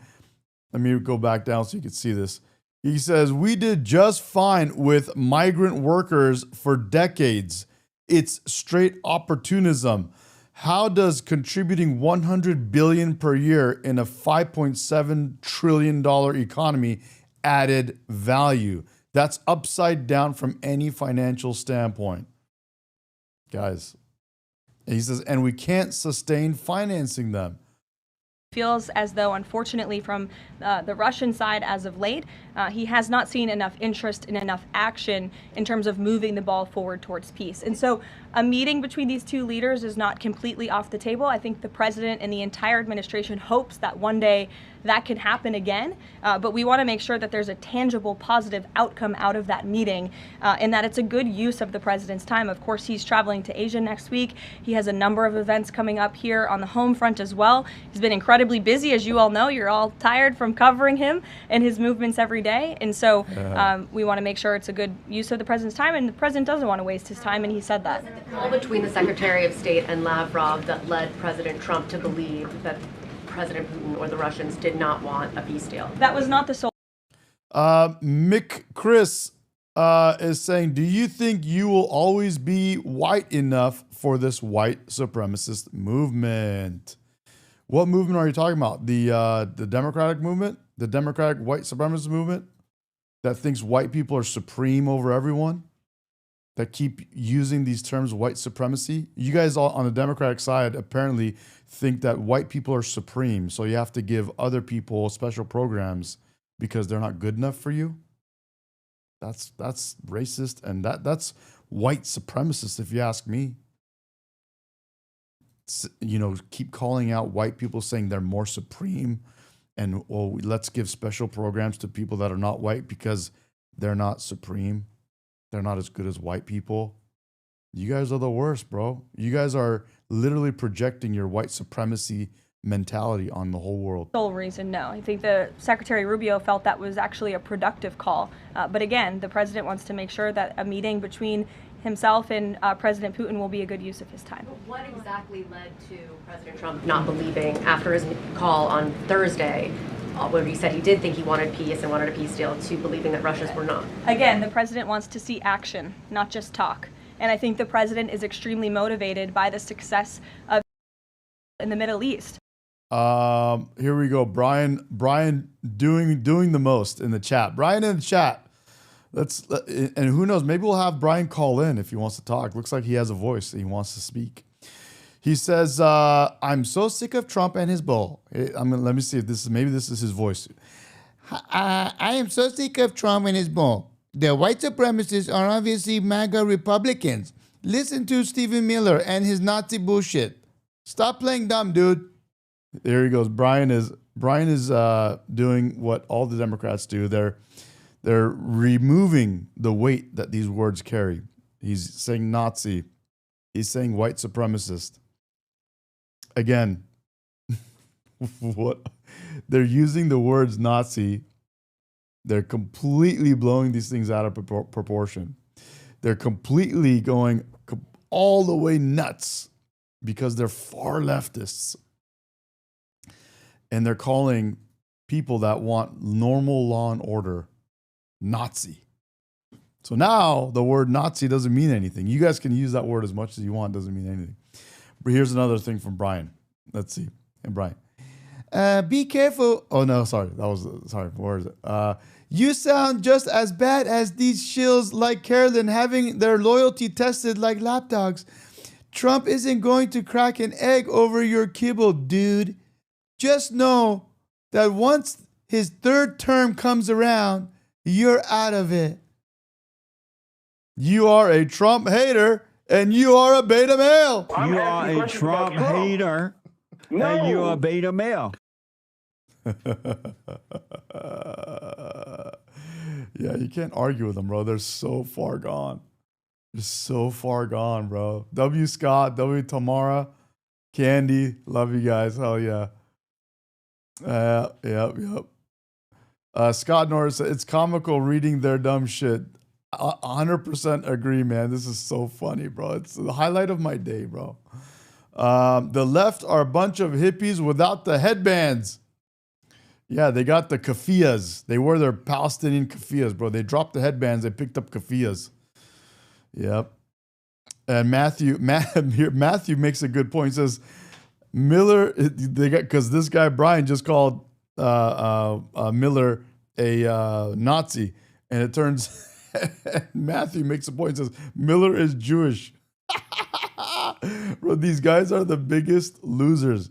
They made these words that once carried weight have no weight to them whatsoever. You are a Trump hater, and you are a beta male. Because Satan is your daddy, woman. Satan is your daddy, woman. To get things done. And he wants this war to come I'm willing to take a caller, so anybody wants to call in, let me know. to an end. He's been saying it now for 9 months being in office, and he's grown increasingly frustrated with the lack of progress from both sides of this war. Mary. For example. Two quick construction questions, if I can. You mentioned any construction project comes with changes. The president had initially said that this project wouldn't interfere with or touch the current structure. Now he says to do this properly, he realized that the East Wing had to be demolished. This is the people's house. Why not inform the public of that change and when it was decided that the East Wing would have to be demolished? Look, again, with any construction project, changes come, and we have informed all of you. We've been keeping you apprised of this project. We've shown you the renderings, and if you look at the renderings, it's very clear the East Wing was going to be modernized. Instead, in fact, I said that in the briefing when we initially introduced this plan to all of you and to the public. But The East, and tearing down the, are two different things. well, again, the plans changed when the president heard counsel from the architects and the construction companies who said that in order for this East Wing to be modern and beautiful for many, many years to come, for it to be a truly strong and stable structure, structure, this phase one that we're now in was necessary. And the president wants to do right by the people's house. And so that's exactly what he's doing. It's going to be, again, like I said, much more stable, strong, secure, and more beautiful than ever once it's complete. And the First Lady's offices, where will those be? The First Lady's offices, the Social Secretary's office? In the East, they will be back where they were. Yes.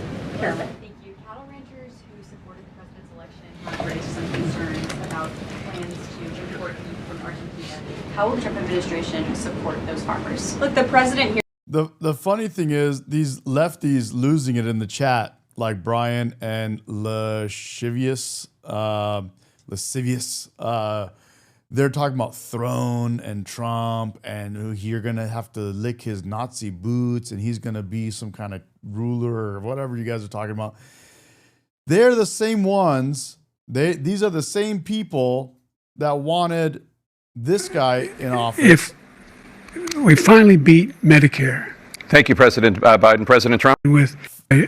They wanted this guy in office for another 4 years because he had no brain activity and a slight heartbeat, because the elites in the Democratic Party could control everything because this guy wasn't doing anything in the office. They will gladly, even now, I'm sure in the chat, if you ask them, they would rather have this Biden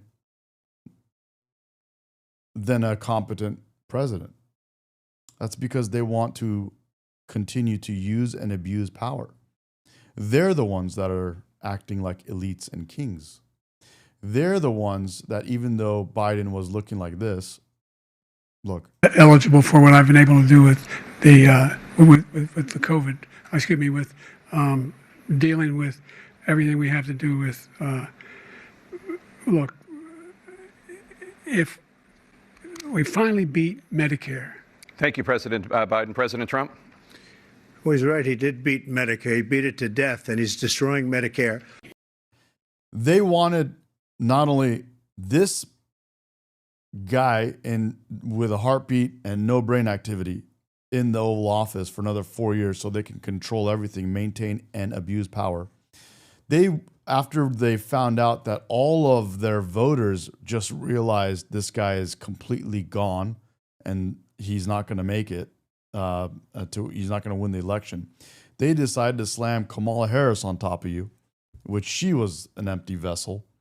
And they saw that she could control everything, so they tried to get her in there. She couldn't articulate a single policy point that she stood behind besides the one that she adopted from Trump, which was no tax on tips, and also sex changes for male prisoners so the male prisoners could become women and go over to the women's prisons and terrorize the women. Those are the two policies that Kamala Harris stood for.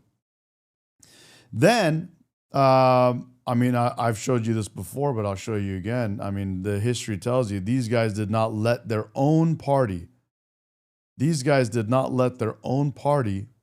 vote for their own leaders for 3 election cycles in a row. And they have the balls to call Trump some kind of a king. He's trying to be a king, a throne. He's going to lick his boots, a Nazi. They're going to take power. They have the balls to say all that. They have the balls to say all that. When they did all of this to us, they were trying to control everyone. Let's look at this. Nominations. By the way, it's just 3 straight nominations where Democratic voters didn't get a chance to pick the nominee.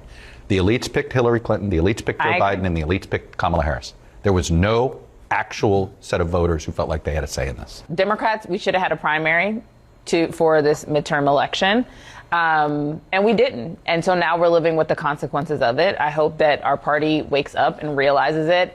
But there's a reality, and that we should have given our voters an opportunity to make a decision for themselves. And by the time we had to make a decision, it was too late. By the way, that's CNN. Those are the people that were telling you Biden was the best condition of his life. These are the people that are telling you, no kings. Let's have a no kings rally. oh no, Trump is a king. Oh, he wants to he wants to be the last final president. He's going to go a third term. Oh, you're going to be licking let's see what you say when you're going to be licking his boots because he's the Nazi. He's going to rule the world. He's the Fuhrer. He's a Hitler. Oh my God, he's taking control of the whole, oh my God, it's a threat to democracy. It's a this, it's a that. I'm going to cry. Ah! Meanwhile, they never let their own people pick their nominees for president, vice president. Dude, Kamala didn't get a single vote. Look, Hillary Clinton, Biden, and Kamala, not one of them. Nobody got to pick them. By the way, it's just 3 straight nominations where Democratic voters didn't get a chance to pick the nominee. The elites picked Hillary Clinton, the elites picked Joe Biden, and the elites picked Kamala Harris. There was no actual set of voters who felt like they had a say in this. Democrats, we should have had a primary for this midterm election, and we didn't. And so now we're living with the consequences of it. I hope that our party wakes up and realizes it. But there's a reality in that we should have given our voters an opportunity to make a decision for themselves. And by the time we had to make a decision, it was too late. By the way. Yep. Exactly. Exactly. And what do they care about? Why do you think it is that Democrats have had such a hard time convincing men and young men in particular of their message lately, and conservatives have been much more successful at it through Trump? It's very simple, because they care more about dudes who want to be women than dudes who just want to be dudes. That is the main reason. Why? It's very simple. It's not very hard. It's all they care about. And illegal immigrants and violent criminals. That's all they care about. Military person eligible for what I've been able to do with the with the COVID. With dealing with everything we have to do with. Look, if we finally beat Medicare. Thank you, President Biden. President Trump. Well, he's right. He did beat Medicare. He beat it to death. This version of Biden, intellectually, analytically, is the best Biden ever. Not a close second. And I've known him for years. The Brzezinskis have known him for 50 years. If it weren't the truth, I wouldn't say it.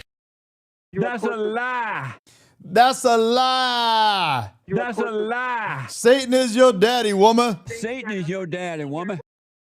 These are the people telling us that that Trump is acting like a king. The people that lied to everyone, they lied to the entire whole fucking world about Joe Biden. And they knew, because they were the ones closest to him. They lied to everyone about Joe Biden. They paid everyone. They bribed everyone they could.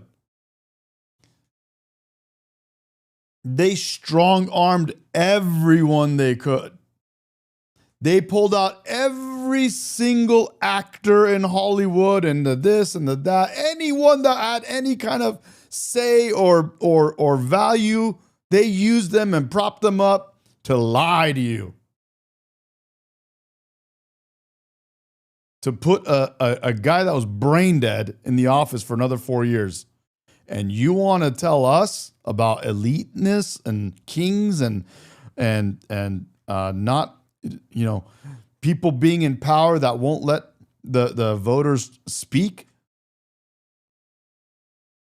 The biggest losers I've ever seen in my life that project their own mentality out onto everyone else.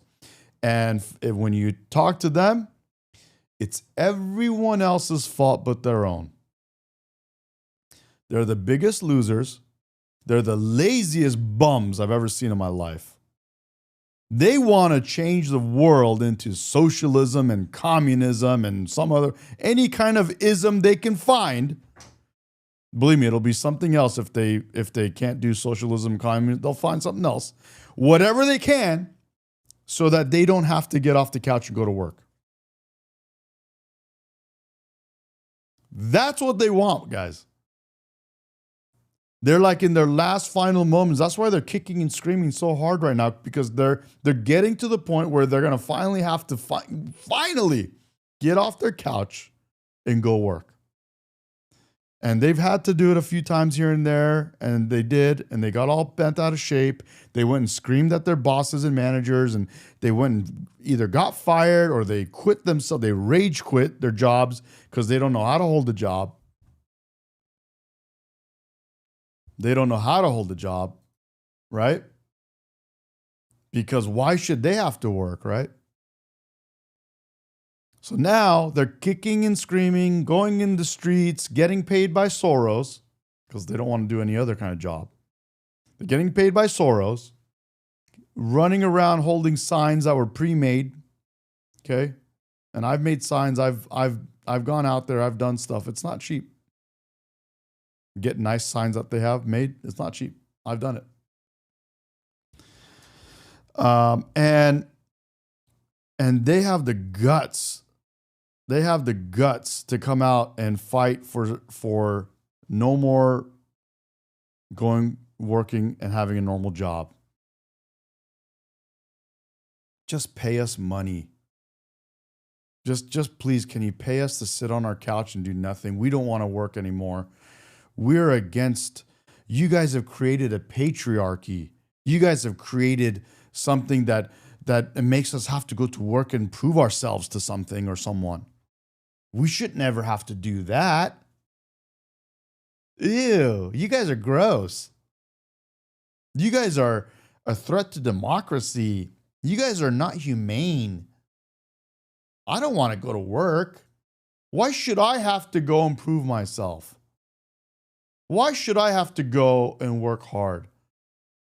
You guys created a system. You're suppressing us. Get the fuck out of here, bro. Please, bro. Bunch of loser bums, bro, on the left. Bunch of loser bums that do not know what they're getting themselves into. That's the part that's the part. They keep burying themselves. Here's those concerns. He addressed them yesterday himself. President loves our ranchers, and our ranchers love our lazy loser bums. president. And in fact, the president did a lot for them. State Line, what happened, bro? Did you kick Brian out? Because I don't see him crying anymore, bro. Did I scare him off, or did you kick him out? Did he act up or what? In his first term here, they are struggling because of the many horrible policies of the previous administration. President loves our ranchers, and he also loves American consumers, and he wants to do right by both. So the immediate solution to the problem of the rising cost of beef, President wants. James, you're right. Democrats have been trying to introduce socialism through taxation. No, thank you. They're so crazy, bro. They don't understand what they themselves are doing. They're trying to tax the rich so much that the rich are running away from the geographical areas that are being taxed. And then if hypothetically the left got what they wanted and they could tax the whole entire country and tax all the rich in the whole entire country to the levels that they want, so that they cannot have to work, so they can get their socialism and communism. They don't realize they're going to run the rich people out of our country more than they already have. And then guess who they're going to have to tax next when there's no rich people to tax? Who are they going to tax? Can you guys make a guess? They're going to have to tax themselves. That's what's going to happen. They're going to have to tax themselves. When they're done trying to overtax rich people to make their lives free and so that they don't have to work, when those people are done getting taxed and they leave, the next people in line to get taxed are themselves. And watch what happens when they have to go to work, because in the end, they're going to have to go to work. It's not like they're never going to work. They think they're creating something where they won't ever have to go to work. They're going to have to go to work, but guess what? They're going to go to work for peanuts. They're not going to make, they will make nothing, and there'll be no chance for them to succeed and move up in any kind of a job. They're going to have to go to work for peanuts, bro. And guess what else is going to happen? This is just the reality. They're going to have to go to work for nothing with no opportunities to advance in any careers. No American dream. And all the products are going to be shit products. And all the products will be exactly the same. There will be no difference in products. They'll all be the same colors, the same size, the same everything. And guess what? There won't be enough products. They'll have to wait in line. They'll be waiting in line for bread. They'll be waiting in line for t-shirts. That won't be available. They'll be waiting in line for shoes that are all the same. And they're going to have their communism and socialism. Yeah. That's where they're headed, bro. That's what they think they're going to get. To bring that down is we have to increase. Actually, they don't know they're going to get that. That's what they would get if they went all the way down that road. Our supply. And so that's what he's doing with respect to these imports. But the president also is looking out for our ranchers with a long-term plan that was released by the Secretary of Agriculture yesterday. It's a 3-part plan. It's very extensive and detailed. I would encourage all of you to read through it. But there's really 3 points to this plan that the president has agreed upon and has entrusted Secretary Rollins to implement. Number 1, strengthening U.S. cattle production through increased grazing. They demonize the rich. Look, Fargo Lefty in the chat says, I love, he's being sarcastic. He says, I love rich people. There should be a special citizen class where the laws don't apply to you. I mean, the whole nation owes its existence to the rich. And then he follows up by saying, as a non-rich person, I recognize the worthless I am. I wish leftists could just come to this realization. Yeah, you are worthless if you're not trying hard to make a life out of yourself. You demonize the rich, but you forget that the rich were just like anyone else. They just worked hard, and they work really, really hard to get to where they are. They are working really hard to get to where they are. They kill themselves. They give up a lot of life to get to where they are. And the very, very few that finally get to where they are do enjoy some of the benefits. But they still work their ass off, and they're still hated by all kinds of people like you. You think it's a good life, but you don't know what it is. If you could be one of the rich, you would never do it. You would never work that many hours in your life. They think the rich are like this old money rich, and it's not. There was that before. It's gone. The rich work harder than any of you losers that are clowning the rich. I'll tell you that. Tell you that. Raising access, endangered species reforms, enhanced disaster relief, increased access to capital, and reducing costs for new and young ranchers. We want to incentivize more Americans to get into this noble profession. Lowering long-term costs by cutting inspection costs, increasing market options for consumers with Product of USA labeling, and ensuring consumers know that they are eating American beef. It's a good incentive for the American consumer. And lastly, growing the domestic herd while boosting long-term demand to reduce prices for consumers while growing the markets for our ranchers. So President hears them. He has to address both of these problems for the ranchers, but also for the American. W. Scott in the chat says they're spoiled on government tit. Yep. Yep. Consumer. He promised to lower costs, and that's what he's committed to doing. Caroline, thank you. 2 questions not on the ballroom. The first is, there's a Democrat in Texas who's actually running for Congress who said last night during an interview when talking about fighting Republicans and this administration, quote, if you hit me in my face, I'm not going to punch you back in your face. I'm going to go across your neck. This has obviously really upset those folks over at Turning Point USA after the Charlie Kirk assassination. Just your response to that kind of Boo Boo in the chat. W Boo Boo says, Boo Boo says, Fargo Lefty is a millennial crybaby, want everything handed to them. Yep.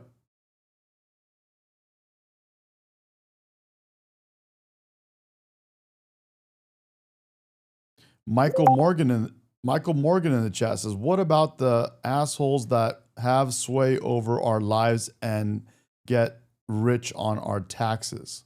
Are you talking about the people on welfare that keep? What are you talking about? Who's getting rich on our taxes? Rhetoric, just very jarring rhetoric, and I think it's very unacceptable. I hope the people of Texas will do the right thing and reject this. I got someone in Instagram saying, "The rich don't work that hard. I'm richer than many." Well, let me know if you want to have a discussion about rich. I'll tell you about rich, bro. I'll tell you about rich. And if those of you that are in Instagram, feel free to come over to YouTube so you can join the chat here. But the rich people work their asses off. You know, they have a saying. They say it takes 10 years to become an overnight success. And that's pretty much what it's like. That's the mentality of the people on the left. The people on the left see corporations or people that have money or people that are rich or whatever that, you know, that are successful, and they think, "Oh wow, this guy just was handed this," or "This guy just woke up and snapped his fingers and got this." No. These people worked and slummed. The guy that owns Amazon. Owns Amazon. Do you think he woke up and overnight he just became the owner of Amazon?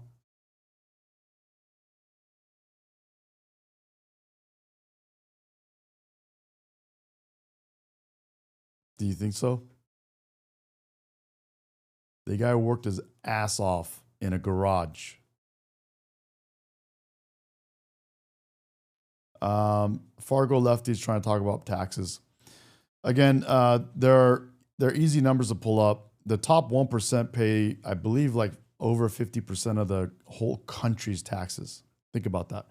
The top, if you guys are not aware of this, the top 1% of our country pays over 50% of all the taxes of our country. Think about that.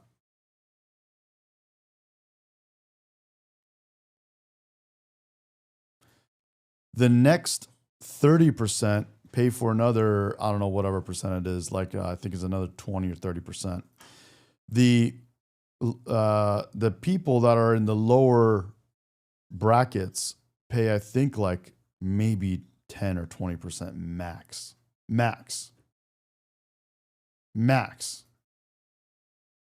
And they want to pay nothing. They want everyone else to pay for their shit but themselves. They want to go and live without ever having to go to work. So they want the rest of the world to do it so they can sit on their couches and be keyboard warriors on their phones. Why should they have to work? Person's candidacy, it should have no place in American politics. And then just a quick second question on oversight Democrats that are saying that they're creating this master ICE tracker, basically tracking all ICE activity. We've seen the protests in New York just yesterday. Homeland Security is saying that this sounds like obstruction of justice. What do you say? Again, this is actively putting... Ooh, Miss Medication made some lunch. Good job, woman. Late breakfast. Good job, woman. I'm gonna put some clothes on. Come say hi to the stream. Come on now. I'm gonna trigger some of the lefties. Come on, woman. Go back into the kitchen where you belong. The lives of our ICE agents at risk. We've seen media outlets, in fact, in this room, also write stories about ICE tracker apps that Democrats and other left-wing activists have created to track the location of ICE agents on the ground in our communities. Again, I've said this repeatedly and I will continue to say it. The men and women of ICE are outstanding people. I wish a Democrat on Capitol Hill would actually have the courage or the guts to stand up to their party and sit down with some of these men and women who are doing this incredibly difficult job of enforcing our federal immigration law. laws. They are, again, simply trying to enforce the law and do their jobs. And if Democrats spent a little bit more time understanding that and also focusing on the people who they are trying to get out of our country every single day.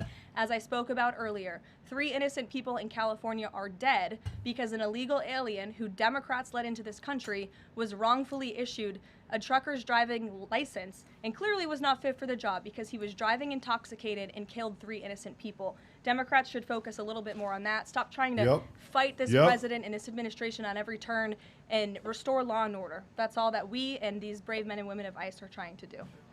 Mary. Thanks, Caroline. I have 2 questions, one on San Francisco and one on the No Kings protesters. On San Francisco, the president said that he had a call with the mayor and he was planning on surging there, but now because the mayor really wants to fix it up himself, they're going to do that. Is this what Trump hopes happens in pretty much every city? The president hopes, and I've said this so many times, and I think the president's conversation with the San Francisco mayor last night and his statement today prove. What's up, random? Yeah, dude, I'm trying to trigger these lefties. Come on, woman. Hurry up and clean my clothes and make me a sandwich. The president is willing to work with anyone. And stay in the kitchen where you belong, woman. Across the aisle, across the country. You want to come over here. Come over here. Come over here. Come over here, woman. Say something. Say something to these. Say something to them. Talk to the lefties. By the way, he doesn't talk like that. He doesn't dare. Talk to these lefties. They're losing it. Come on, talk to them. I'm busy right now. Come on, but they're oppressed and there's a patriarchy. There's a patriarchy, babe. Aw, go cry. Yeah, they have to work too hard. We created a system where they can't succeed. They have to work too hard, babe. What should we do? Should we cry for them?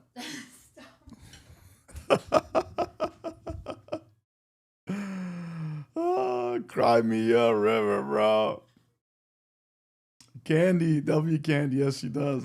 To do the right thing and clean up America's cities. He is genuinely interested in this effort to make our streets safer, to make our cities safe and clean again. And he heard from the mayor last night who told him that he is going to earnestly try to make. We should set up like a specific live stream where we just all get together and cry for them, you know? We just cry them a river for them. We do it. We cry for them. Like a whole session just going over the ways that we're oppressing them and how we're building this make-believe patriarchy. It's white men are doing this thing against you, and it's this system. There's a systemic. It's a systemic thing going on, and we should do that. His city better on his own.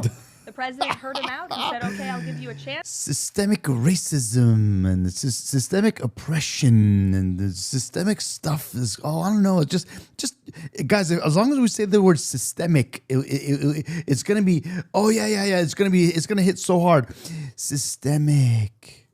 We'll be watching, and if you need us, we are here. And if I feel as though you continue to fail your citizens, the federal government may have to step in.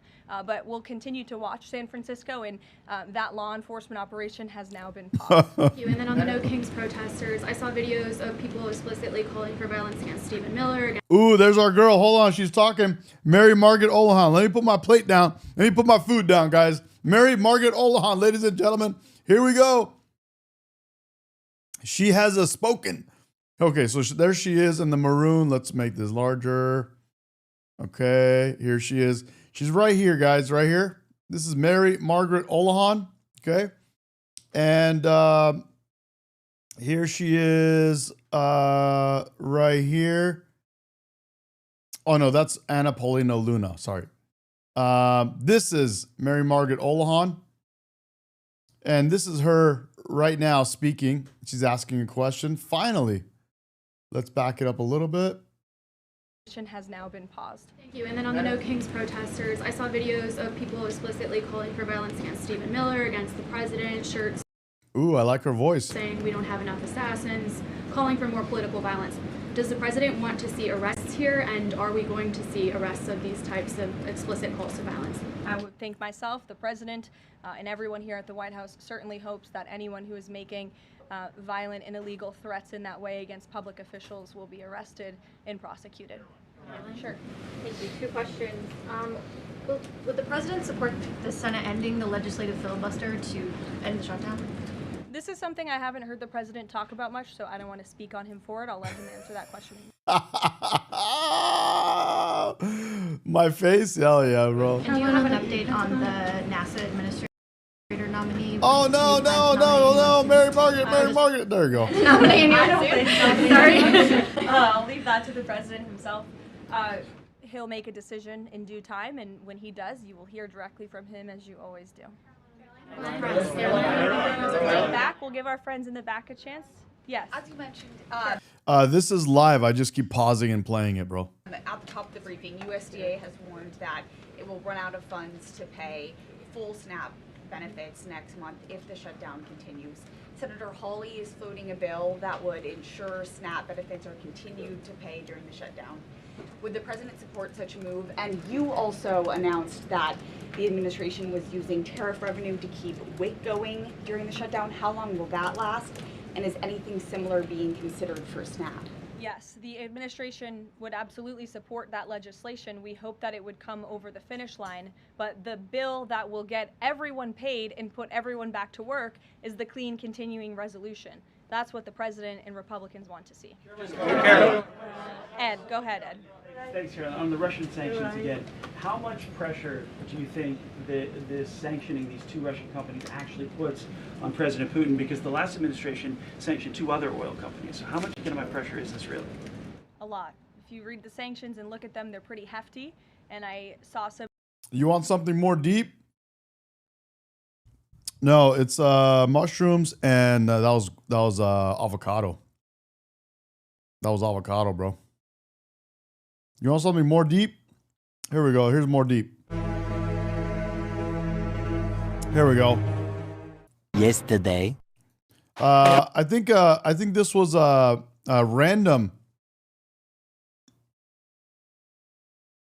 Oh, random says the people can't even tell what it is. Yeah, it's mushrooms and avocados and steak. She made there's some filet, some eggs. So it's steak and eggs with mushrooms and avocado and potatoes. Yeah. But Random sent this one over, and so I'm playing this video. He sent this in our Discord. Guys, if you guys want to communicate with us when I'm not on live, we have a whole Discord where we chat on and off live. We're chatting now on Discord. We're chatting off live. And also we share videos and clips that we might share on the stream. So that's what this is. Random sent this one over, so I'm playing it. And yes, we do eat meat on this channel. I eat raw. I like raw meat. Carpaccio is yummy. But I do have filet right now. Yesterday. Can I ask you quickly? On Friday, we saw that Trump let George Santos out of jail. At the same time, though, that he's going after folks like James Comey and Letitia James. So how are you feeling about this, what I think most Americans see as an unequal display of judicial accountability and the weaponizing of government? And he just happened to pardon, well, was it over 1,000 people who tried to overthrow the United States government? Yeah. You know? January 6th. All right. And meanwhile, in an unprecedented way, and this is scary stuff, he is going after the Attorney General of the state of New York because she did her job, going after a sitting United States senator, going after the former head of the FBI. That is not what America is about. We disagree with each other, that's fine, but we don't throw our opponents in jail. Oh, really? But we don't throw our opponents in jail. Really? Oh, really? We have breaking news. Former Trump advisor Steve Bannon has been indicted by a federal grand jury. He is charged with 2 counts of failing to honor a subpoena from the House Select Committee investigating the January 6th Capitol insurrection. It was a wild day of legal rulings for Donald Trump, and it unfolded as the former president sat in a New York City courtroom. An appeals court lowered the amount of a bond in his civil fraud judgment from nearly $500 million to $160 $175 million. The payment originally due today, now that deadline pushed by 10 days. Trump's lawyers had argued securing the more than $460 million. Going to chat here. James says Medi is a California Republican. Yes, sir. Proudly. And I'm not running away from California because I don't run, man. I don't run, dog.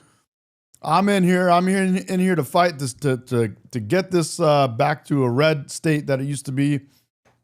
And there's hope. Where there's me, there's hope. I'm a freight train, bro. I'm a freight train. I'm hard-headed. I'll figure a way out to do this, bro, in my lifetime. I'm going to figure it out.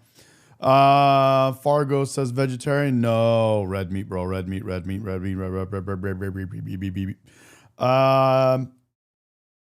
What else did you guys say in the chat here? What was I trying to read here?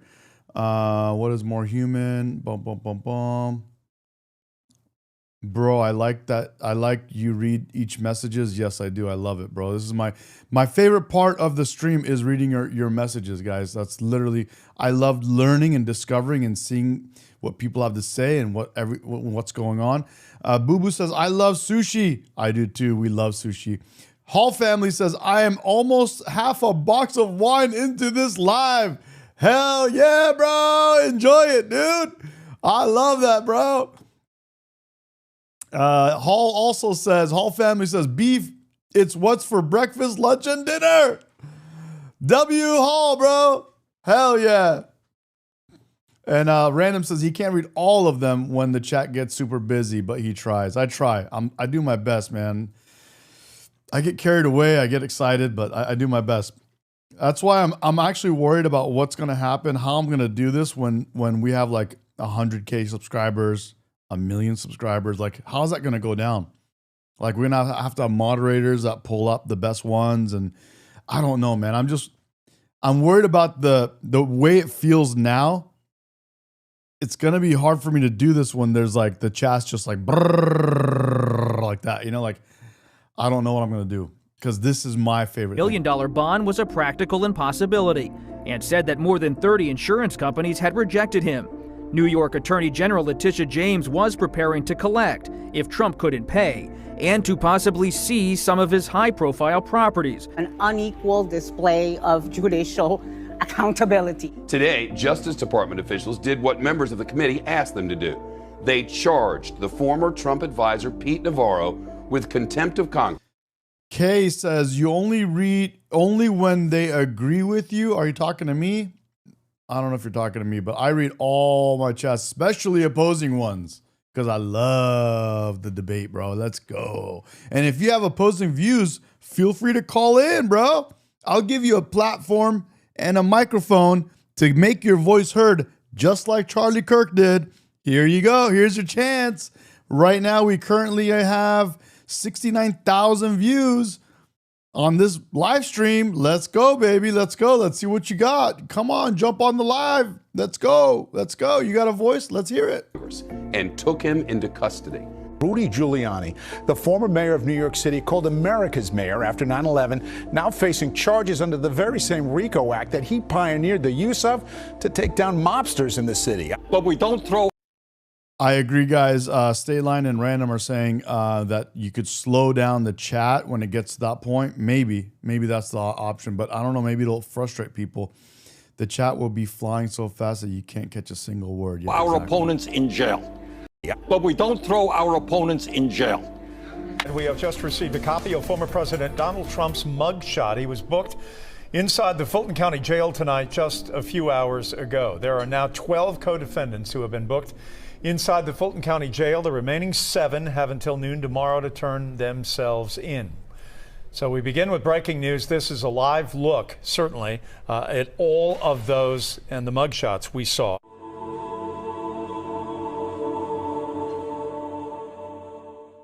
That is not what America is about. We disagree with each other, that's fine, but we don't throw our opponents in jail. Bullshit. You know what? Tomorrow I'm gonna tell that judge.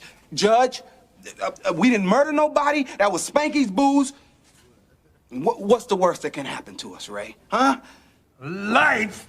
And you mean like, hell no, I ain't doing no that. I go back to myself. It's a mistrial. It's a mistrial. Hey, man, you sound great. Hush up, boy. My message is simple. No matter how powerful you are, no matter how much money you think you may have, no one is above the law. Yep. This is what democracy looks like. This is what democracy. So somebody on X posted this, described this duo with Adam Schiff and Cory Booker, and the internet did not disappoint. This is what democracy looks like. This is what democracy looks like. This is what democracy looks like. This is what democracy.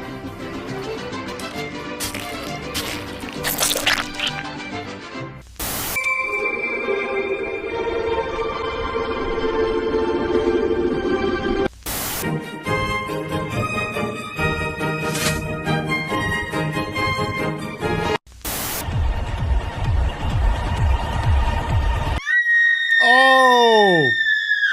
So somebody on X posted this. Oh. Oh. Do you regret saying that President Biden had a mental acuity? He had a sharpness to him. You said that up until July of last year. I said what I believe to be true. And you think he was as sharp as you? I said I had not seen decline. And I hadn't at that point. You did not see any decline. He was sharp. He was on his feet. I saw him. Live event. I had meetings with him a couple of times. Senator, on his feet is not praise. He can speak in sentences is not praise. All right. Fair enough. Fair enough. Look, the question is, what are we going to do now? Okay. The future of the Democratic Party. Mm-hmm. Where do you see it going? Do you think it is moving towards abandoning social issues? No. Of talking less about race and gender inequality? No. Okay. One prominent Democrat, Rahm Emanuel. Yeah. He's called the Democratic brand toxic, weak, and woke. Thanks, Rahm. Do you regret saying that President Biden had... If you could tell Donald Trump anything tonight, what would you tell him? I would tell him to grow a spine and stop being Putin's. Stop being Putin's hoe. If you could speak directly to Elon Musk, what would you say? Off. That's it. A hood rat. This is a government representative. You have turned my country over to the hood rats, and they will destroy it. Jasmine Cricket, Maxine Waters, and that female with no hair, and all these black, they're doing the same thing. They hate men, and they especially hate men that they cannot control because all their lives they've been controlling black men. Black men lick the feet of black females because they're afraid of them. They don't know how to handle them, and they call them queens. And Trump represent dad, and they hate dad because their hearts are angry, their hearts are wicked, and they blame you for their wicked hearts. They don't blame their mothers and their father where it started, where it came from. They blame you. If you could tell Donald Trump...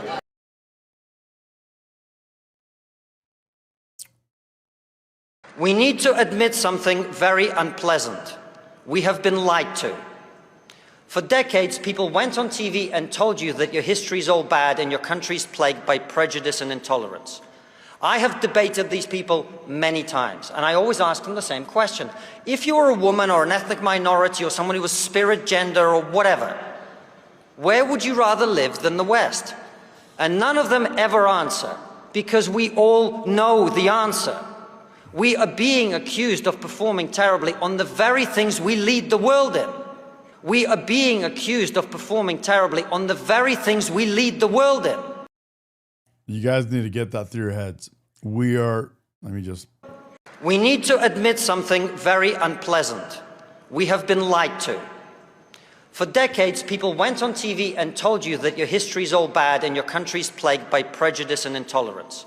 I have debated these people many times, and I always ask them the same question. If you were a woman or an ethnic minority or someone who was spirit, gender, or whatever, Where would you rather live than the West? And none of them ever answer, because we all know the answer. We are being accused of performing terribly on the very things we lead the world in. We are being accused of performing terribly on the very things we lead the world in. We're being accused of performing terribly on the very things we lead the world in.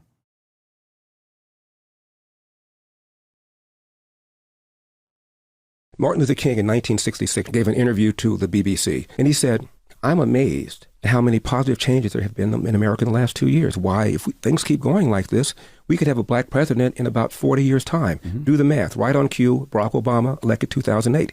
He didn't say there'll be a black female president of Harvard, and there has been. He didn't say there are going to be black CEOs of Fortune 500 companies, and there have been several. He didn't say the percentage of the House would equal the percentage of black people in the population, and it does. He didn't say the 3 largest cities would have black mayors, and they do. He didn't say the largest and most prestigious organization of doctors, the American Medical Association, would have 2 black presidents, and there have been.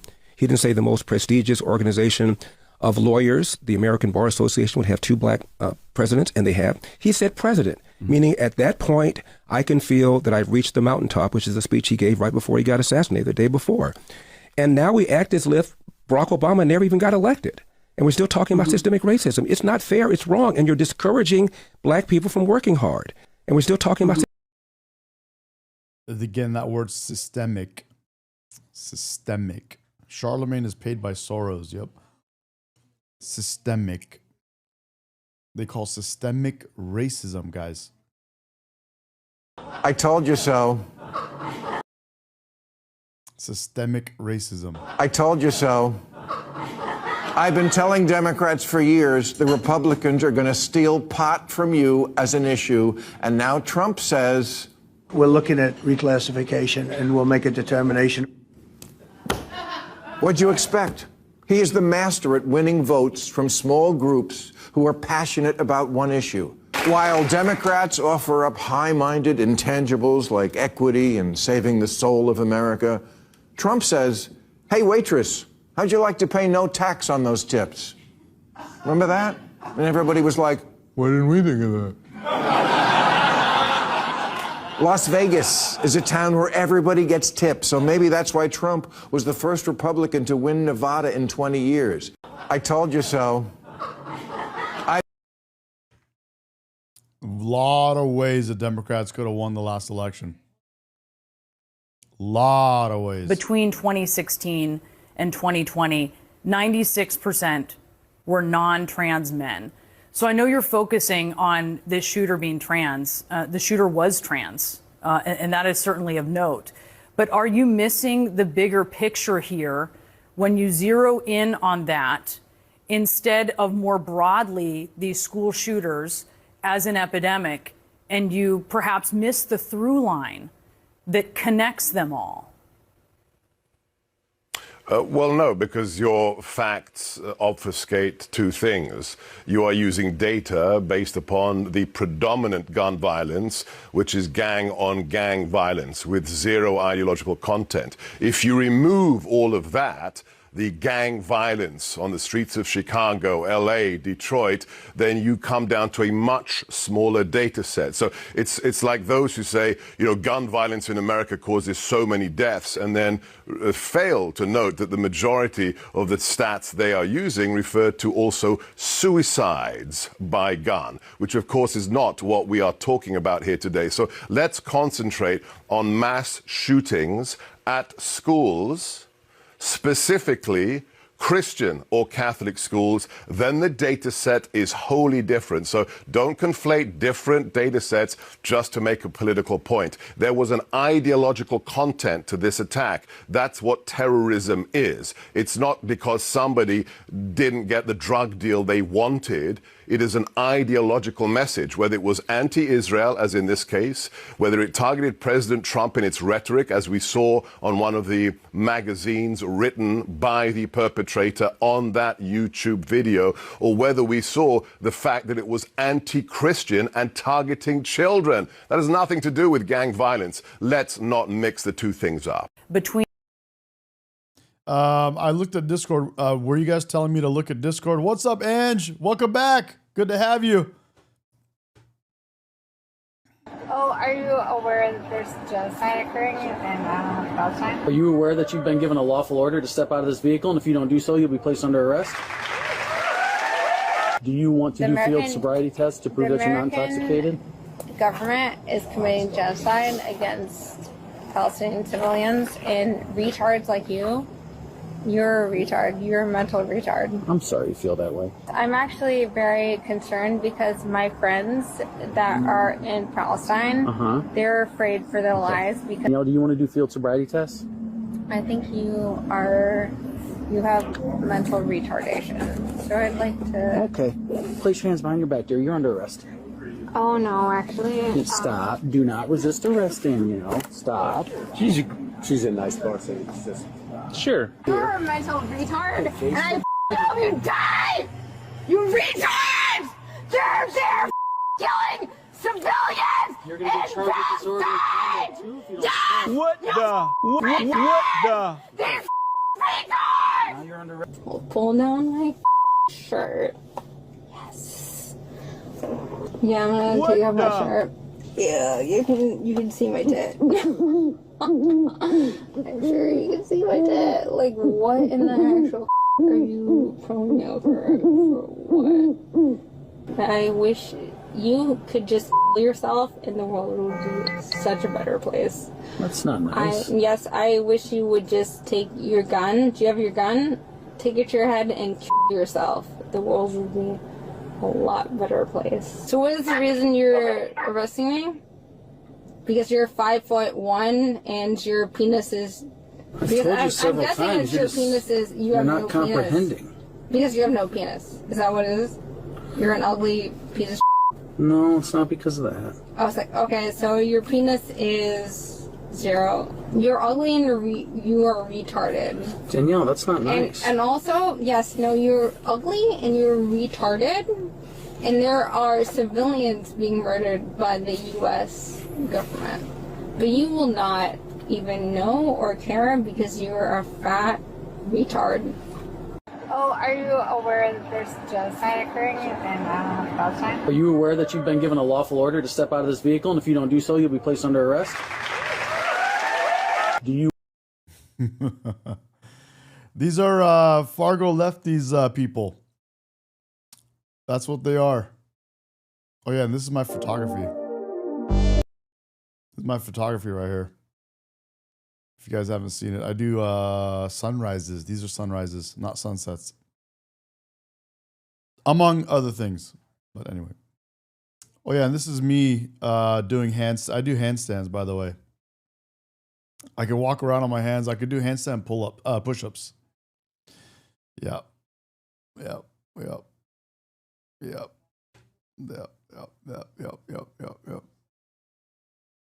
Yep. Left at the core of the left at the core. This is I think they're talking about Fargo here. At the core of the left, at the core of a liberal, is someone that would use the sword if they had it.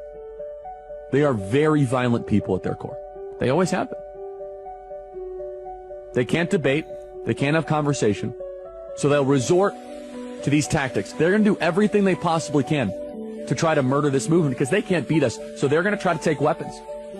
And no, we're very aware of that. I'm aware of it. We have to have full-time security. This is not a joke. This is who these people are. At the core of the left, at the core. You asked about the stripper pole. This was at a friend's house.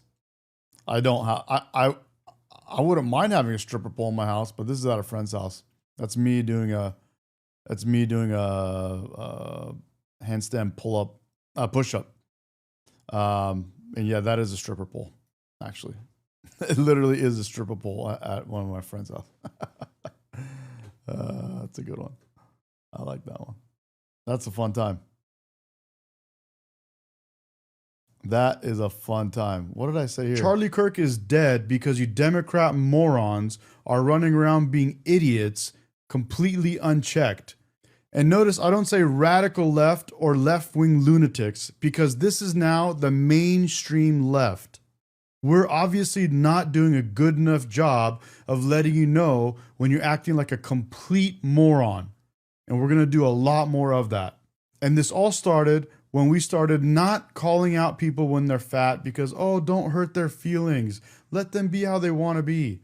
And it went from that all the way to this. Oh, no, this guy is just acting a little crazy. Let everyone be how they are. And we're at a point where you're the actual fascist, yet you're calling other people fascist when you're the one that's actually shutting down freedom of speech. Someone says something you don't like, and you guys go crazy, you lose your minds, you use violence to shut people down. Now that Charlie Kirk is dead, the gloves are off. And I'm not talking about using violence. I'm going to use my words. I'm going to call you out when I see the bullshit. When I see you do moronic, idiotic shit, I'm going to call it out. If I'm out and about and I see you acting like a moron, I'm going to call you out. For too long, we're saying, oh, it's okay, let people be how they want, as long as it doesn't affect us, as long as they don't come into our bathrooms, or as long as they don't go into our kids' bathrooms and do something in front of them. But no, now it's affecting us. Charlie Kirk is literally dead because of this. Because we let this go too far. Because you're going too far unchecked. So be prepared, because from here on out, you're going to hear it. Charlie Kirk is dead. Damn. Dude, Sunil, thank you for the super, buddy. Look at that. Sunil's in the house. He says, who do you support in 2028 with Trump gone? Well, I mean, Democrats keep saying something. Democrats are manifesting something. Trump didn't even say he's going to run in 2028, but Democrats keep saying he's going to run. And, you know, this whole thing of manifestation, right?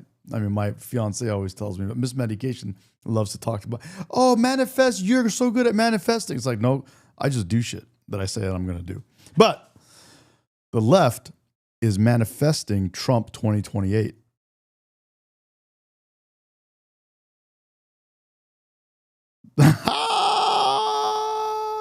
The left is manifesting it, dude. The left is manifesting Trump 2028, bro. W. Sunil, thank you for the super, bro. Appreciate you, man. Thank you for supporting me. Great question. If the left doesn't actually manifest Trump 2028, and you notice I say this laughing, then the obvious choice is our boy Smokey Eyes. You know, Smokey Eyes. Not me. I know I got kind of smoky eyes, but the OG Smokey Eyes. Even though I think I'm older than him. The real Smokey Eyes. J.D. Vance, baby. J.D. Vance. Charlie Kirk would have made a great president. And probably he would have, he probably would have been the youngest president we would have ever had. I don't think he would have ran for president in 2028, but maybe 2032. Maybe. W. James, bro. W. James. John says the left was the first people that said Trump was going to run 2028. Trump just rolled with it. Yes, bro. Exactly. Exactly, bro. W. John in the chat, bro. I told you, they're manifesting it, bro. They're the first ones that said it. Trump just said, I'd never thought about that. Ah, that's interesting. That's all he did. And because he didn't say no, they went nuts. They lost it. They lost it, bro. They lost it. James says, Vance Gabbard. Ooh, good one. Ooh, good one. You know how bad that would sting for the left? Because Gabbard was on the left. She was with them, bro. And they kicked her to the curb. They canceled her and kicked her to the curb. Just like they do with anyone that slightly has any type of little minor disagreement with them. They just kick them to the curb. Bro. Anyway, how'd you like that? You like that? The left manifested it, bro. They're manifesting it, bro. Did you like that, Sunil? Good to have you, bro. Your boy Cash Patel's in the Trump cabinet, bro. He's doing it. He's doing it. And then we got Trump. Trump should be live here now. Let's see if he's live. Trump is going to be live any second. When this pops up, that means he's going to be live soon. And this is the White House clip, so that'll be a good one. We're up to, we were way up. I think you're going to see $2 gasoline. We couldn't even break that number. That's a big difference. The only cost that's really up is beef, and the fake news only wants to talk about beef. And what I did is I made it possible for those people to survive. They're incredible people, but they were being decimated by other countries. Looks like it's going to be one of these type of deals like this. Look at this. This is Trump. He's going to give a live announcement right now. So let's see what he has to say. Trump announcement, dude. Let's put it on our title for our video. I'm going to change the video title from White House press briefing. Trump live Trump announcement.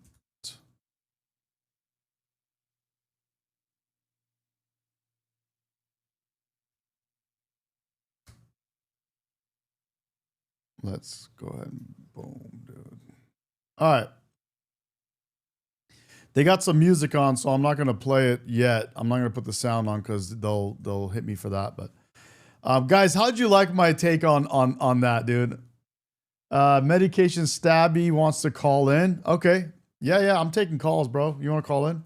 I'm down. Stabby's on the caller line. Here we go. Hello. Stabby, can you hear me? There you are, bro. You're live, baby. Guys, this is Stabby. Stabby's on the line. What's up, bro? How you doing?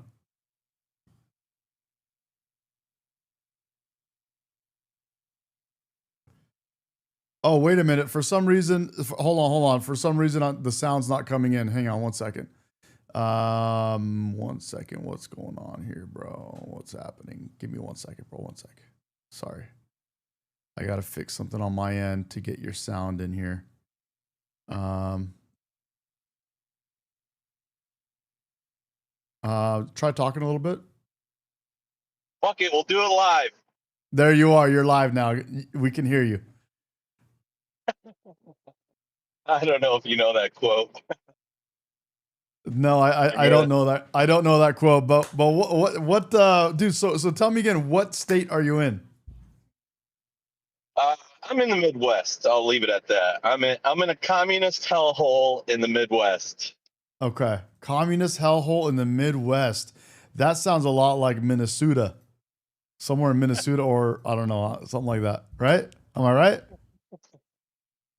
Anywhere in that north Vicinity. to south strip there is the communist hellhole. I mean, Michigan's getting bad. Minnesota's terrible.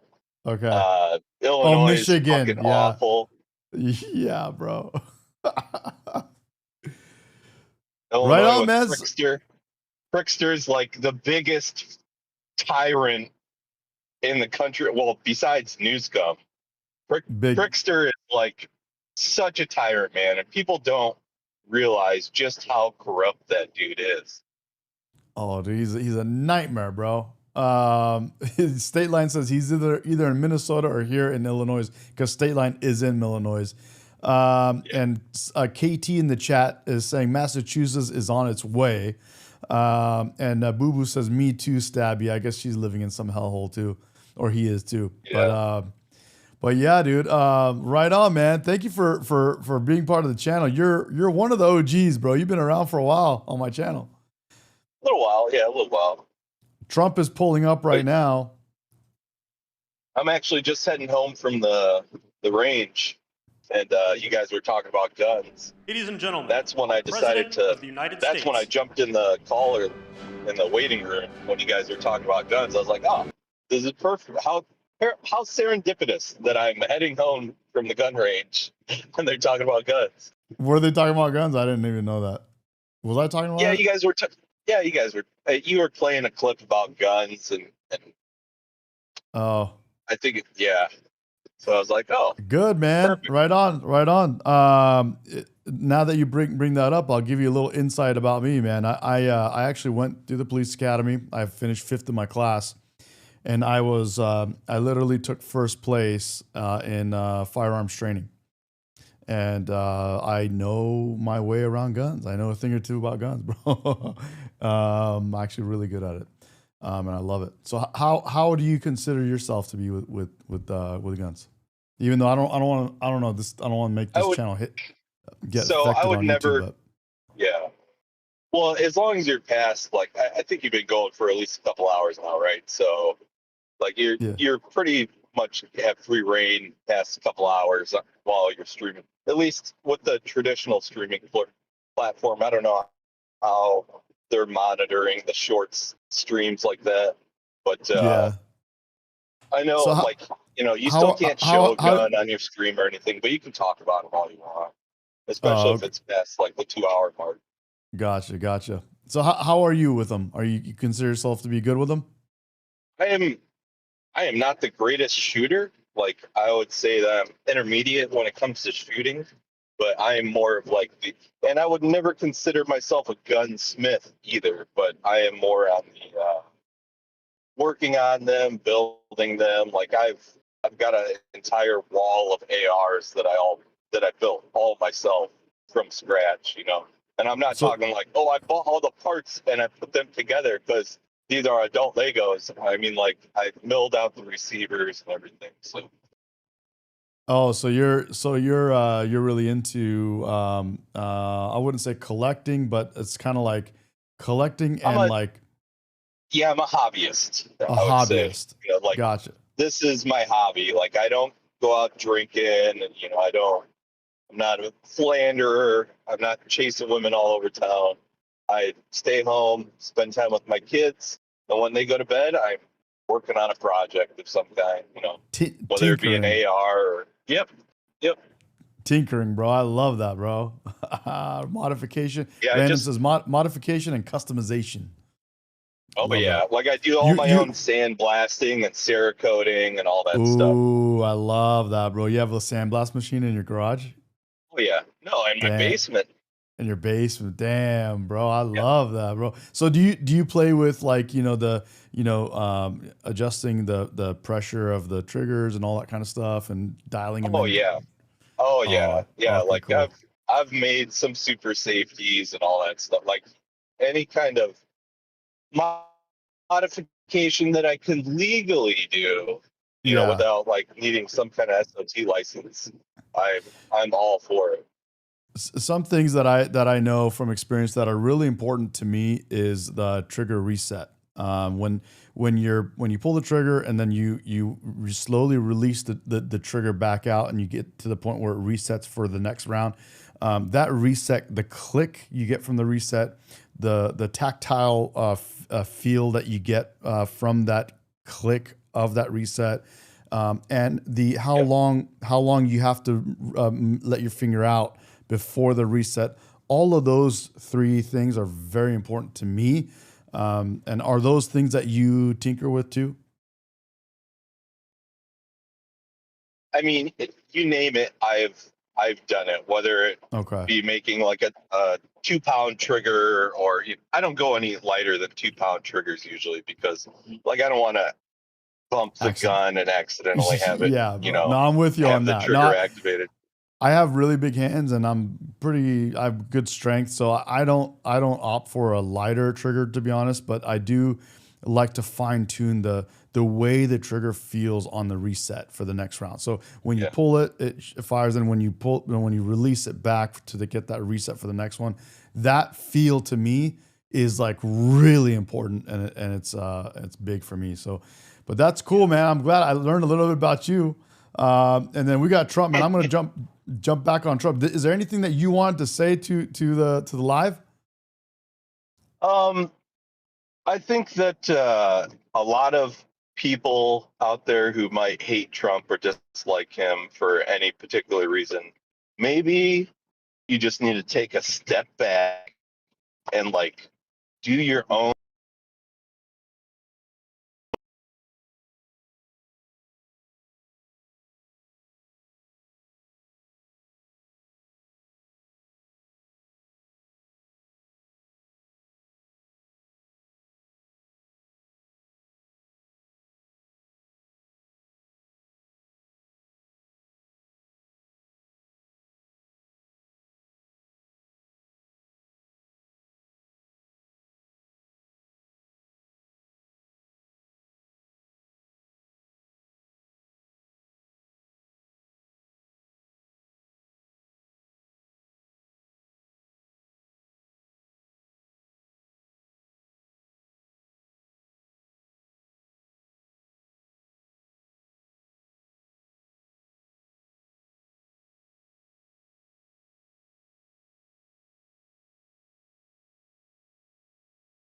Yep.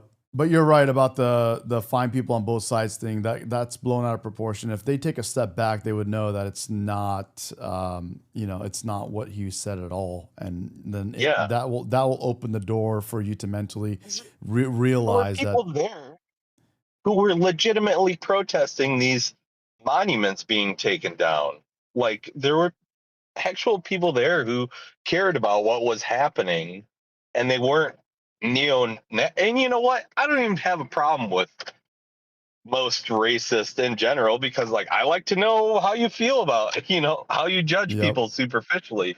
Let me know, but please don't censor those people. Like, I want to know about them. Yep. All right, bro. I'm gonna get back to Trump, but dude, thanks for calling in, man. That's a great point on that. Thanks for mentioning that. Sweet, bro. We'll talk to you again soon. See ya. Later. All right, later. Oh, it's a great honor to have all my friends here. It's like old home week. What a job you're doing. And thank you very much for that. We want to begin by thanking the people that have done such a great job at the White House. They have been doing really incredible work during a shutdown. I don't even know if they're supposed to be working, but they wouldn't miss a day. So I just want to thank everybody for that very much. And we're here today to discuss a sweeping, unprecedented, and historically successful operation that my administration has carried out in recent weeks to arrest, prosecute, and permanently remove members of foreign drug cartels from American soil. And the people gathered around this table are the ones that are doing it, and in this room. Some of them sitting a little behind. In fact, some of them I'm surprised are not actually at the table. You people should be very insulted by that. But you've done a great job back there. On my first day in office earlier this year, I signed an executive order to officially designate the drug cartels and savage transnational gangs as foreign terrorist organizations. It was my honor to do so. And on that same day, I also signed an order directing the creation of the Homeland Security Task Force to bring together all federal, state, and local partners to achieve the national policy goal of eliminating the cartel presence in America once and for all. And the results are, and it's early, and the results are spectacular. Led by ICE and the FBI, this task force includes the Department of Justice, the Department of War, DHS, the intelligence community, ATF, the DEA, the U.S. Marshals, and the state and local agencies in every part of our country. Other than that, we don't include too many people. That's a hell of a group, isn't it, huh? When you think of it, that's not a group you want against you. Certainly not at one time. In addition to the task force members, we're pleased to be joined by representatives of law enforcement at every level, the highest level, actually, but every level, including National President of the Fraternal Order of Police, Patrick Yos. Where's Patrick? Patrick, thank you, Patrick. Thank you for the endorsement, too. That really hit it off. I would have gotten 98% anyway, but it was still good to have your endorsement. Thank you, Patrick. I don't forget those things. President of the National Sheriff's Association, Chris West. Chris? Thank you, Chris, very much. Great, good job. Major Cities Chief Association Executive Director Laura Cooper. Laura, thank you, Laura, very much. Major County Sheriffs of America Executive Director Megan Noland. Megan, thank you. Thank you very much. And President of the National Border Patrol Council, my friend, and a very good speaker, by the way. Whenever he gets up and speaks, I say, that guy can really speak. I don't know. I don't want him to run for office. I want him to stay where he is. Paul Perez. Paul. Thank you, Paul. Where is Paul? Hi, Paul. What are you doing over there, Paul? Good job. Good speaker you are, though, Paul. I mean it, too. You've made some incredible speeches, and all from the heart, too, right? Some great ones. Today, you'll hear details from my national security and homeland security teams about the extraordinary historic achievements of this new Homeland Security Task Force since it became fully operational last month in all 50 states. The job they're doing. What we inherited from this past administration is like disgraceful. In a matter of weeks, the task force has made the largest number of arrests of cartel leaders, operatives, and gang members in American history, more than 3,000 and counting. That includes members of the ultra-violent New Generation Cartel, the Sinaloa Cartel, the LNFM Cartel, MS-13 Cartel, and you know MS-13, the gang, and Tren de Aragua, another beauty. That's a group of real garbage we have to deal with, that we shouldn't have to deal with. These are, in addition to the massive numbers of dangerous criminals my administration arrested nationwide since January 20th, numbering over 120,000. It's a record, and 120,000 criminal arrests. Thank you very much. Unfortunately, for 4 long years before I took office, the last administration allowed the cartels and their operatives to frankly take over our country, to freely infiltrate America and all the communities nationwide. Along with transnational gangs, these groups have unleashed more bloodshed and killing on American soil than all other terrorist groups combined. These are the worst of the worst.